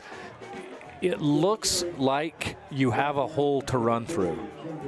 And those Snow linebackers just fill the gap so well, and they're so quick to step up and fill that gap that they need to fill. And it almost looks like a successful play when it's 70-7 and they got 2 inches on the run. Right. Anyway, those Snow linebackers are just, a lot of credit goes to them. And I think you got to also give some credit to the D linemen. Sure. To hold up the offensive line to give the linebackers a chance to come up. There's a successful pass by Meisman. It's going to be caught out to the 25-yard line, but he's going to feel it in the morning as coming up and making a huge hit was Khalil Lewis, wasn't it? Yeah, big hit by Khalil Lewis that time. A good play by MTI to get the first down, but Lewis laid the lumber from that safety position. So a first down. And that'll move the sticks, as I mentioned. Quarterback is going to kick it, Meisman, and Meisman is going to be taken down. Good defensive play that time for the Badgers. John Taumoa-Peau. Boy, we've called his name quite a bit. You could tell that wasn't going to work from the second it was snapped. And that quarterback started rolling right, and Taumoa-Peau said, not happening.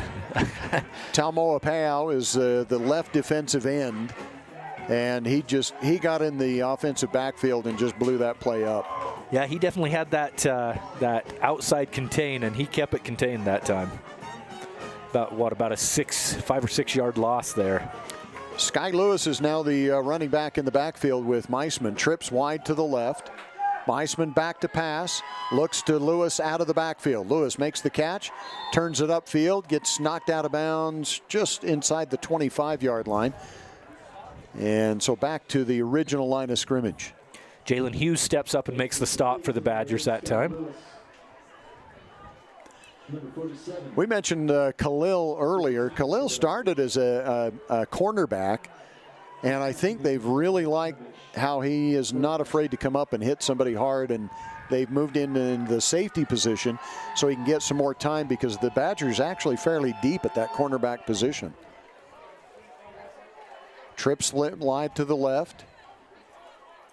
Lewis in the backfield. Weissman back to pass. Under some pressure, steps up, breaks a tackle, and tries to get the first down, but he goes down at the 30-yard line. That's going to bring up 4th and about 5. Yeah, he's probably made the right decision to go down there. I don't know if he got tripped up there. I'm watching on this Snow TV replay. Got a little bit tripped up, and if he wouldn't have been tripped up there, I think he would have been laid out. So maybe a good thing that he went down where he did. Probably for his safety. Yeah, you just get down there, because there was a Badger ready to light him up. Snow College that time, they had that trips to the left side, and you have that inside slot receiver that looks like he might have a little bit of room because the safety's so far off, but you have that middle linebacker that drops back into the zone coverage, just keeps everything right in front of him, and there's just no passing window for MTI to try and thread it through. So the quarterback keeps it and gets a few yards, an okay play, but on 3rd down, definitely not enough to move the sticks.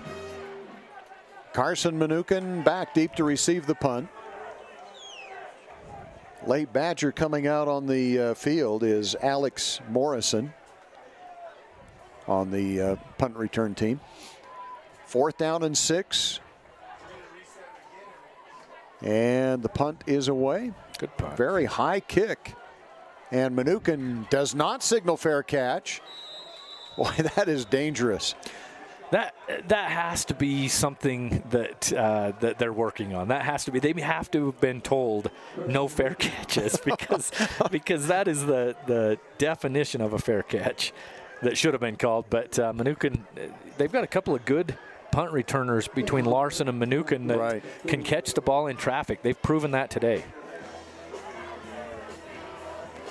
Mnookin that time, actually, it looked like the Bison defender had overrun the play just a little bit and got behind Mnookin. Maybe that's why he decided to field it. Yeah. So who we got in the backfield? I can't see. Is it Seth Kalin again? Again, they all look the same to me. Yeah. Trips wide to the right. And Sweeten is going to keep it. And Sweeten is going to have the first down. And I think it was Kalin.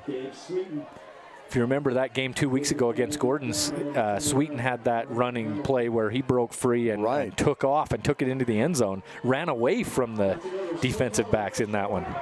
That's the end of the 3rd quarter. The Badgers lead at 70-7. We'll take this opportunity for a Utah Heritage Credit Union timeout. Utah Heritage Credit Union, your local credit union with offices in Moroni, Mount Pleasant, my favorite branch, the Ephraim branch, and also in Gunnison. Proud to support Snow College. I'm a mom raising 4 kids, so I know what you're dealing with. Distractions during homework time, faces buried in devices at dinner, not to mention the tug of war to pry devices away from my kids when it's time to go to bed. So I looked everywhere to find a system that could help me with everything I need. A system I can trust. And I found it. It's called CentraGuard by Centracom. You can get started with taking back the internet by visiting Centracom.com right now. CentraGuard. Better family internet. Live Snow College sports action on Centracom Channel 10, the ScenicWestNetwork.com, and the Mid-Utah Radio Sports Network. We're getting set to start the 4th quarter of action here. The Badgers come back out with the ball. They have it at the 48-yard line of the Bison. In the backfield is Gabe Sweeten. To his left is Seth Kalin. The Badgers go with trips wide to the right. Sweeten, high snap, but he takes it. Run the option. Wasn't much there. He ran into the line and then bounces loose. And Gabe Sweeten is going to be just short of a first down. I thought he was taken down right at the line of scrimmage if you watch this on the replay. I don't know how he broke loose. I should know this, Gary. Was Sweeten the one that came into the national championship game at the end? Yes, sir. After Beach went down. Yeah. Sweeten, man, he's got some wheels. He can run the ball well. He's not afraid to keep that on that option play. Badgers now go to the pistol formation on 2nd and 1. Sweeten hands it off straight ahead to Kalen. Kalen has the first down. Did a good job holding on to the ball that time. The MTI defender were trying to rip it away. So speaking of that national championship game, so it's in Arkansas. Little Rock, Arkansas. Yep. Again, it's in the big Memorial Stadium there, wasn't it? War Memorial Stadium. Yeah, kind of a famous stadium. The Razorbacks used to play there years ago. They would kind of split. I think they split for a while. Played there sometimes and in. Well, we can talk about that more after this play. But okay. I'm excited. I hope the Badgers can get back there and rank number 1 right now. If they take care of business, they should be able to. 1st and 10 for the Badgers. Sweeten takes the snap. Passes out wide receiver screen and pickup of about 8 yards. So something new this year. I'm not sure if you were aware of this. They're going to have a 14 playoff in the NJCAA. Right. Home teams, the higher seeds host. Is that right? That Number right? 1 will host 4, 2 will host 3. That's fun. Isn't that cool? And then the winners will travel to Little Rock, Arkansas for that championship game. Yeah. God, you love to see some sort of a playoff like that. And really, if Snow College, if they take care of business throughout the season, they for sure will be number 1. Right. I don't see them dropping as long as they win. Right. Hand off to Kalen. Kalen tries to bounce it to the outside, gets back to the original line of scrimmage, and maybe half a yard. Good defensive play that time by the Bison, but that would be fun. If you're towards the middle to end of November, I don't know the exact dates for it, but in Ephraim, in a 1 versus 4 or 2 versus 3, whatever, playoff game. Yeah. Oh, that's fun. Yeah. Oh, isn't that good? I mean, these games, these early season games, it's tough to fill out an NJCAA independent schedule, and Snow's doing their best that they can. But they are. Yeah. Hand off once again. Oh, Sweeten keeps it. Sweeten breaks a tackle, stays on his feet, and he's down to the 10-yard line. Boy, he fooled me on that one. I thought he'd given it to Kalen. Instead, he keeps it, pulls it back out from Kalen's belly, and takes it off that left side for another first down. Badgers are okay to run the ball here, keep the clock running. We're in the 4th quarter, 7.5 minutes to go. And the Badgers lead it by a score of 70-7. Again, coming up on the postgame show, we'll pick a Little Caesars player of the game and a San Pete Steel man of the game. Man in motion for Sweeten. Sweeten waits for him to clear. Now he takes the snap, and he's going to run it towards the end zone. Hit at the 5 and taken down there. That was a pretty good hit on him. Yeah, big hit that time by MTI. Not backing down. What is that, number 3? Let's see if we can go down this alphabetical roster as I'm wasting time trying to find it. Got it. DeQuez Walker.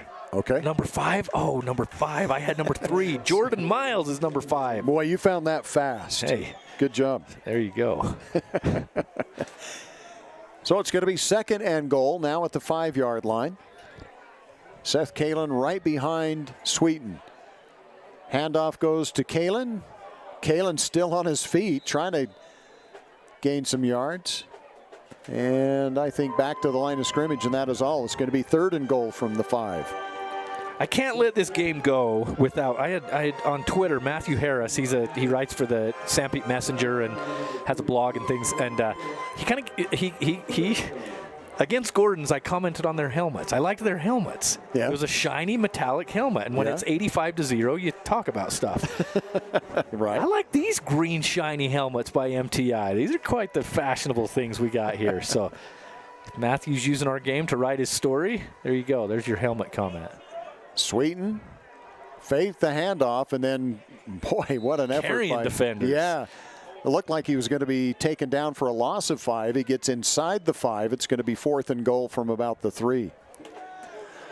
Matthew Harris, a former Snow College student. Oh, was he? Okay. And a former member of the Cage. Yeah. Hey, we like former members of the Cage. Yes, Gary. we do. 20 years ago, former member of the Cage. the Saturday night midnight to 2 a.m. show, Greg Sterner and Mark Parrish. Well, there you go. We had a good time on the cage. That was, I'll tell you, late 90s, early 2000s cage, that was the place to be if you were at Snow College. I'm serious. That was awesome. Hand off to Kalen. Hits the line, bounces off, gets it in the end zone as the Badgers went for it on 4th down. So Seth Kalen, 3-yard run. So Seth Kalen with 2 touchdowns now. In the running for that Little Caesars player of the game at the end of the game. Had a Little Caesars at halftime there, courtesy of Snow TV. Appreciate Little Caesars for sponsoring us. We're glad to have you here. That touchdown comes at the 5:10 mark of the 4th quarter. Point after coming. And the extra point is up. And the extra point bounces again off the Bergeson Athletic Center.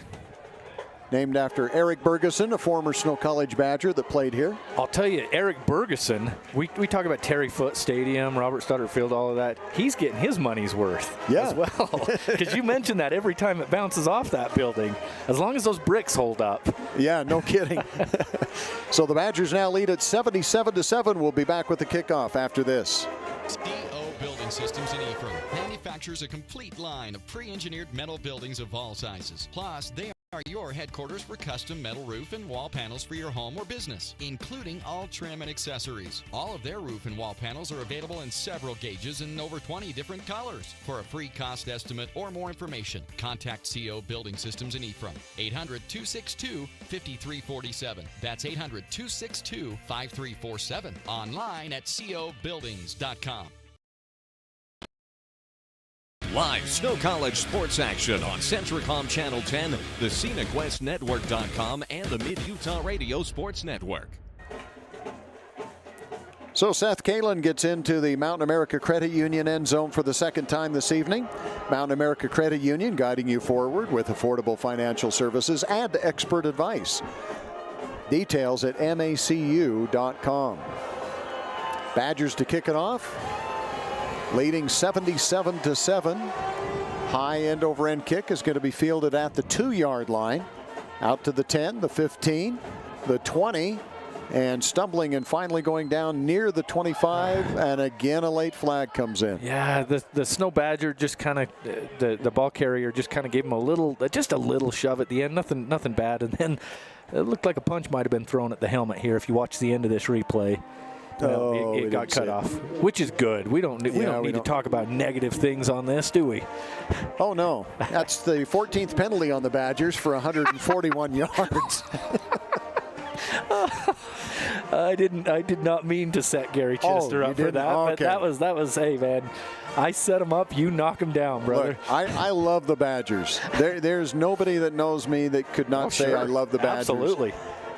Came here, went to school, but I tell you, the penalties are getting to me. Yeah. Got to clean that up. Yeah, if you're playing an Iowa Western, Lackawanna's a good team, right? Georgia Military on the road. I mean, you're not going to get away with this on the road at Georgia if you're getting these kinds of penalties. Yeah, and I'm sure the only people that know that more than you are the coaches, and this week will be the players. Yes. If I have my estimation. Agreed. My guesstimate. Oh, they called offsetting unsportsmanlike penalties. Great. So that means they're going to give them the ball. Where are they standing at here? I'm trying to figure out, are they at the 28? Is that where they're going to give it to them? Looks like the 23, if 5 yards back from where you said. Oh, and now there must have been something else because they're moving it back. I see what you're saying. You were saying where are they marking it from. So, holy mackerel. Why are they going so deep here? This is the 7-yard line. 5:02 remaining. We'll set that over under again this time. Oh, if you're going to give me 3 with 5 minutes to go, I'm definitely taking all right, we'll take one. it. I'll let you have it here. I made you take it in the first with only a minute left. We'll see what we get here. And we got a new quarterback. I'll check that number here for you in a second. Good throw there by the quarterback. Well, not a good throw. Good looking ball. A nice tight spiral along the sideline. Way too far, but definitely has the arm strength to make that throw. Tyrese McCon is the quarterback now for MTI. Incomplete, as Greg mentioned. Just overthrown. It'll be second and 10. The student section with the goodbye chant, but I know, I get it. You're in college. You want to tell the other team you're beating them and that your alma mater is better than theirs, but goodness, it's 77-7. Kahn scrambles out to his left and gets maybe a gain of 1. It's going to bring up 3rd and 9. And maybe I made a mistake taking the over again this time. maybe what time is it? What time? Okay, Little Caesars, you said, I think 10? It's 9:43. We'll see if these officials can go get Little Caesars. If they're going to let these fans go get Little Caesars after this game. All right, we'll see. I think McDonald's is open late. McDonald's is definitely open late. They're not a sponsor. Parish family, you need to sponsor this what's game. up with that? I'm going to talk about this. He's a former Badger, That's too. right. Why are they not sponsoring I'll get this? on that this week for you, Gary. He's one of your best friends. That's right. I'm going to give Mark a call. All right. Give Mark a call. So back passes McCon, and his pass is knocked down in the end zone. Good defensive play. You know what? Yep. You see it a lot at the younger ages. I think it was 29, I think, that knocked that down, if you get a number there. Eric Falau. You see it a lot, both high school and college ages, where a defensive lineman will break through the line and they want to go make that sack. But, man, if they'll just get their hands up, they can tip a pass that comes right over their head. Right. And you saw it that time. So a good heady play there by Falau. Manukin back deep to receive the punt. Yeah, I want you to get on that. Yeah, we need. We're going to have a McDonald's penalty of the game because if there's enough, because if there's enough penalties, they're the only place open. Gary, okay. You see? Yeah, you see? I see your thinking on that. I don't like it, but I see it. At least we do we have a timeout? Make ourselves laugh. Who sponsors the timeouts, Gary? I think that would be Utah Heritage Credit Union, Greg. All right, okay. And they have branches in Mount Pleasant, Gunnison, Moroni, and my favorite branch, which is the Ephraim branch. The Ephraim branch. The Ephraim branch is not my favorite branch. And be sure and check with Utah Heritage Credit Union for auto, ATV, mortgage, and new home construction loans. We'll be back after this. Dr. Jason Standring, Central Valley Medical Center. I wanted to become a doctor because as I grew up, my family had a family doc that delivered my siblings and took care of us when we were sick and if we had to go to the hospital, and I wanted to do the same thing. Family medicine allows me to do that. I love the fact that I can take care of families throughout their lifespan, from birth and throughout their growing years and their families, even until the end of life care. I'm Dr. Jason Standring at Central Valley Medical Center, and we're accepting new patients, and I'm eager to get to know you and your family. Live Snow College sports action on Centricom Channel 10, the ScenicWestNetwork.com, and the Mid-Utah Radio Sports Network. Situation for MTI. The kick is away from out of the end zone. A very high kick, and Manukin signals for a fair catch at the 35-yard line. And the Badgers will take over 1st and 10 there. 3:53 left, so you can't obviously just kneel on it. You got to get a couple of first downs. Right. So let's see if the Badgers get over that 80-point mark again, like they did in game 1. Well, Manukin comes out, and it looks like Svoboda is going to be in at quarterback for Snow College. All right. Also in at running back is Brandon. That can't be Brandon Falau. He's a linebacker, but I thought that was number 35. 35, but it might have been that 85. The bet kid we thought was 35 earlier as well, but see, and I thought it was 25. So my eyes are shot. All of our eyes stink. What? Handoff is going to go to Manukin. Manukin around the right side, and he's going to be stood up at the 30.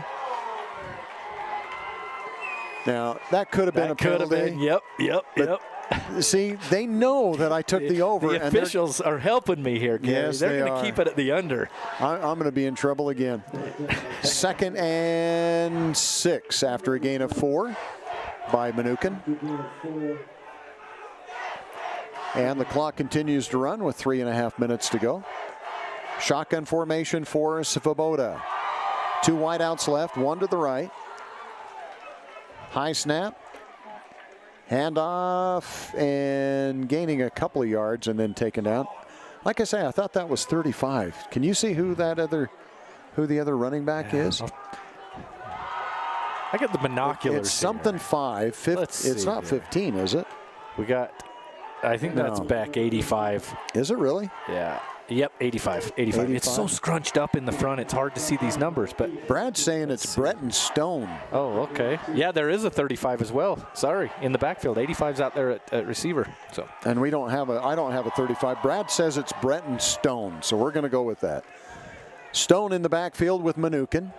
Handoff goes to Mnookin. Mnookin straight ahead. Mnookin breaks to the outside. Mnookin, touchdown, Snow College. He started slowing down, so it looked like I was wondering if he was going to slide and maybe just keep that clock running. But nah, he wants to get the stats. Why not, man? Get it into the end zone. So a 29-yard touchdown run. That's what I'm giving him, if that's right, Brad. If not, let me know. I thought he was 20. Yep, 29-yard touchdown run. Carson Mnookin.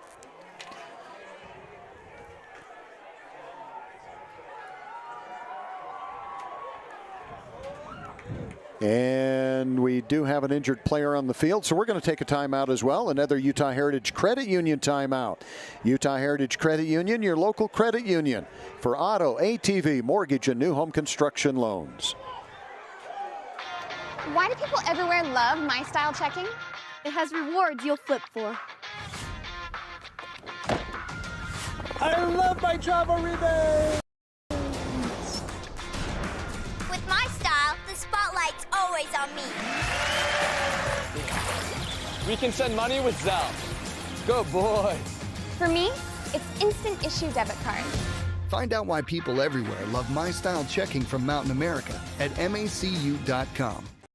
Are you looking for a TV experience that you'll love? Then listen up. Manti-Tel has partnered with Philo to bring you over 50 channels of live and on-demand TV. Stream your favorite shows from networks like Hallmark, Discovery, Nickelodeon, and more. The best part is Philo gives you over 50 channels with unlimited recording on all of your devices, so you can watch what you want, when you want, for only $20 a month. To sign up, go to go.philo.com/mtcc. That's go.philo.com/mtcc. Manti-Tel, connecting your life since 1907.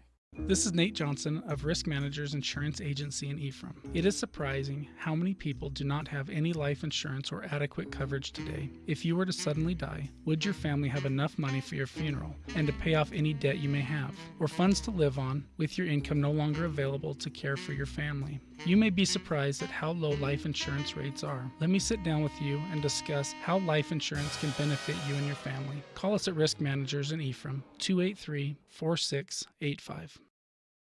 Live Snow College sports action on Centricom Channel 10, the ScenicWestNetwork.com, and the Mid-Utah Radio Sports Network. Welcome back as the Badgers set to try the extra point here as they lead it 83-7. Chance to make it 84 here on the extra point. And it is Taylor Larson holding, but we've got a new kicker in there for the Badgers. Stockton Lund might be cramping up. Yeah, his leg's getting a workout. Extra point is good, and the Badgers now lead it by a score of 84-7. We'll be back with the kickoff after this. 83 is his number. I'm a mom raising 4 kids, so I know what you're dealing with. Distractions during homework time, faces buried in devices at dinner, not to mention the tug of war to pry devices away from my kids when it's time to go to bed. So I looked everywhere to find a system that could help me with everything I need. A system I can trust. And I found it. It's called CentraGuard by Centricom. You can get started with taking back the internet by visiting Centricom.com right now. CentraGuard. Better family internet. Live Snow College sports action on Centricom Channel 10, the ScenicWestNetwork.com, and the Mid-Utah Radio Sports Network. And I apologize. I got to correct myself. Stockton Lund did kick the extra point. It didn't look like him for some reason. And apparently he's not cramping up. He's just fine kicking the extra points. And he's kicking the kickoffs as well. You could hand it to him if he did cramp up. I don't think he's missed an extra point all year, No. has he? Yes, he has. He had. Well, they had that bobbled snap against Gordon's that they ran in. Well, they had one block too. Oh, okay. High but short kick is going to be taken at the 20, bobbled, picked up at the 18, spin, and taken down at about the 22-23 yard line. Boy, once I make the bet, I need to make this bet first play of the game, because every time I make the bet, we don't have any penalties. Yeah, could have been. Remind me next week. You give me the bet, and I'll take it right at the first. Okay. And we'll be good. We'll have a week with no penalties. I'll tell you, I talked about it earlier in the first half. Those Snow College kickoff guys, they are dogs, man. They get after it. They will. There's no slowdown whether it's 84-7 or 0-0. They're going after the return man, and they lay the lumber. So at their 23-yard line, handoff, McCann gives it up, and that's going to be back to the line of scrimmage, maybe a loss of 1. Very aggressive defense there. Tackle. Yeah, coming up with the play is Stone Mulatalo. I think I said last game, if your first name is Stone, you better be laying the lumber like that. And you bet. Good hit, good tackle that time. Also, Sione Fungale in on the tackle as well. That's going to be a loss of 1. It'll be 2nd and 11. Again, I think it's McCann at quarterback. Or McCon, excuse me. Tyrese McCon. 2nd and 11. Trips wide to the left or right. Handoff going ahead is Gill. Gill gets back to the original line of scrimmage, so a gain of 1 for McGill. Yeah, another one of those plays where it looked like there might have been a little bit of a hole, but the middle linebacker just steps up and fills that gap. I know I've talked about that a couple of times already today, but it's fundamental defensive football for the Badgers and doing a great job. Again, you said Jan Jorgensen, former BYU great. He was the sack leader at BYU for a while. I don't think he still is. He might be. I don't know. But he was for a while, the Janimal, Jan Jorgensen. So he's done a great job coordinating this defense for the Badgers. He has. And I said McGill. It's just Gill, Sincere Gill. In the backfield to the right. Play action. And McCon is going to keep it, but he's going to lose yardage back near the 20. So a loss of 4. They hit start on that play clock right at the same time. So we are going to have one more play. And it looks like minus yardage rushing for the 3rd straight week for the Badger defense. Unless we break off a big old 80-yard run right here. You going to give me an over-under on that? Yeah. I'm 0 for 2. Coming up on the post-game show, we will have head coach Zach Erickson. And it looks like they are not going to get another playoff. Probably not have to, yeah. Coach Zach Erickson out on the field. And we're going to call it as well. Badgers with the win, 84-7. Snow College picks up win number 3 on the year. They will take on Community Christian College next week here at Badger Stadium once again. We'll take an opportunity for a timeout. When we come back, we'll have head coach Zach Erickson, and we'll also pick for you a Little Caesars Player of the Game and the San Pete Steel Steelman of the Game.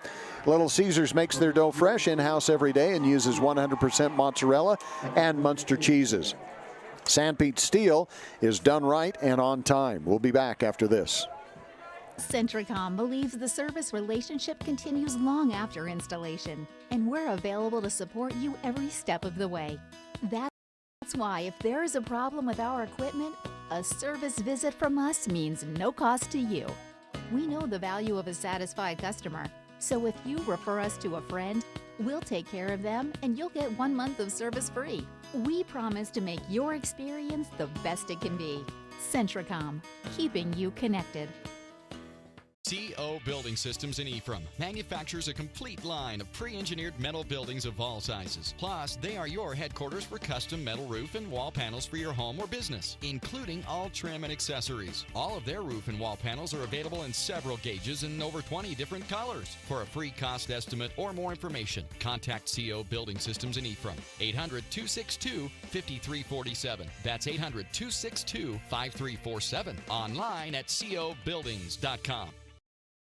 I'm Dr. Chris Karish, orthopedic surgeon with a subspecialty in sports medicine.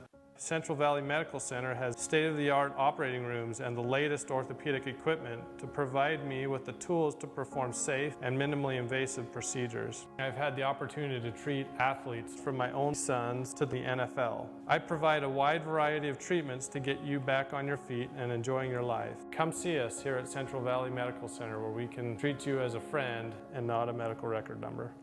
Live Snow College sports action on Centricom Channel 10, the ScenicWestNetwork.com, and the Mid-Utah Radio Sports Network. Welcome back to Terry Foote Stadium. Gary Chedester joined now with head coach Zach Erickson. Coach, congratulations on the win, 84-7.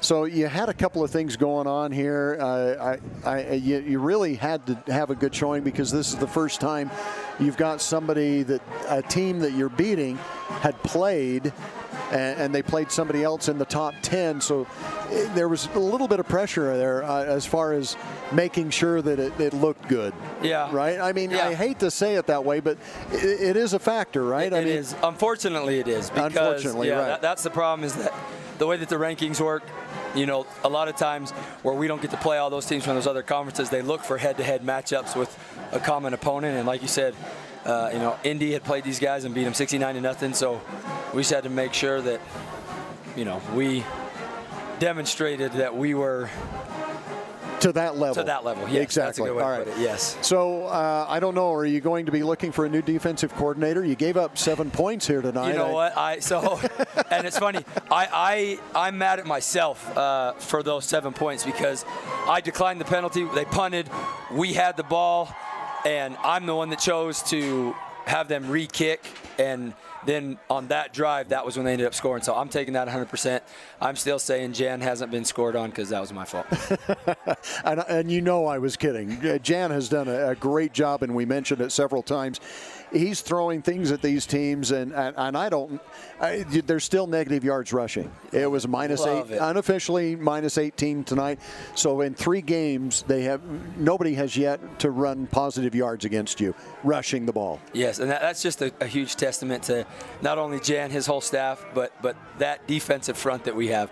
Our defensive line, our linebackers, I mean, they're playing at a really high level right now, and they're a bunch of phenomenal football players who we will be hearing their names for a lot more Saturdays to come beyond here, because a lot of those guys are going to be P5 FBS football players.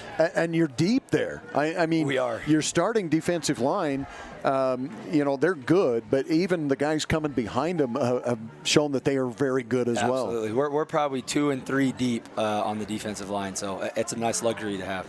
Well, it just keeps everybody fresh, and then the level that they're able to perform goes up, because they're still fresh. Yep, exactly. All right, so a great win for you. So you got Community Christian College coming up next week. Do you know anything about them at all? Not really. Kind of in the same boat as McDougal, right? They're a new first-year NJCAA junior college from California. Didn't want to play in the California Junior College League. I do know that they've had some issues with their program. They replaced their coach 2 months ago. Wow. And I've talked to him a handful of times, and you know, they haven't played yet. We're going to be their first game. Whoa. They picked up a lot. They're very end of the season schedule heavy, so they have 8 games scheduled. This just being their first one. So no film, no nothing. It's going to be another tough week for us as a staff to game plan and to get our guys up. But you know, that's our job, and that's what we get paid to do. So we got to figure out a way to make sure we're ready to go next Saturday. So kind of an interesting situation. You mentioned that they're in the NJCAA in California, but they're not playing in that California system. And they've actually joined the Scenic West Athletic Conference with all the other sports. So Snow College is playing against them in soccer and in basketball and so forth. So this, I'm guessing, is going to be a team that you'll be playing quite regularly. That's the plan. Yep, that's the plan. Number one, it gives us a good another quality opponent in NJCAA, and it's close. We don't have to go to Miami or Atlanta. There you go. And so, yeah, you'll see these guys. I mean, they're on our schedule twice this year. We're returning the trip the end of October, and so hopefully this is a team we get to play quite a bit in the future. Okay, Coach, I know you want to get down with the team, celebrate. One side note here, still some things that you guys can work on. Absolutely. Tonight, big thing tonight was the penalties. What we're trying to get our guys to understand, if we're playing close games and we're still doing this type of stuff, it's going to come back to bite us in the butt, and it may cost us a game. And so we actually we're going to have a little, come to Jesus, if you will, on Monday with the guys about some of these penalties, especially in the second half. And so we got to clean that up. We got to be able to play a cleaner football game and be able to execute things we need to do. All right, Coach. Thanks. Okay. We'll talk to you this week for the pregame for next week. Badgers taking on Community Christian College. That'll be here at Badger Stadium. So to wrap things up here, Greg, we've picked a Steel Man of the Game and a Player of the Game. The Steel Man of the Game is going to receive a Sanpete Steel hoodie.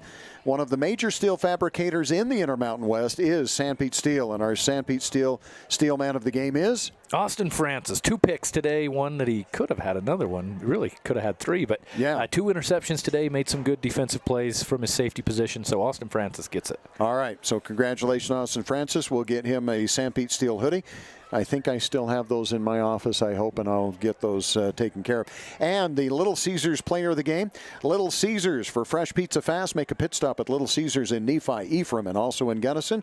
And our Player of the Game is New Brown. With a sweet fumble recovery. Made some moves. I hope he comes back and listens to our broadcast of that, because he made some sweet moves. He really did. Looked like a running back out there. So New Brown, he's going to get our Player of the Game. Or excuse me, Player of the Game. Yep, he got our Player of the Game. And so the Player of the Game is going to get a $5 large pepperoni or cheese pizza. That's the good appetizer probably for New. not maybe a meal, but a good appetizer for him. So congratulations, Snow College Badgers. Big, impressive win, 84-7 over McDougal Technical Institute. We'll be back on the air next week as the Badgers host Community Christian. Thanks for joining us, everyone. Have a pleasant weekend. You've been listening to live Snow College Badger sports action on KMTI, the sports leader in South Central Utah. This sports broadcast has been brought to you by sports-minded sponsors throughout South Central Utah. Join us again for Snow College Badger sports on KMTI.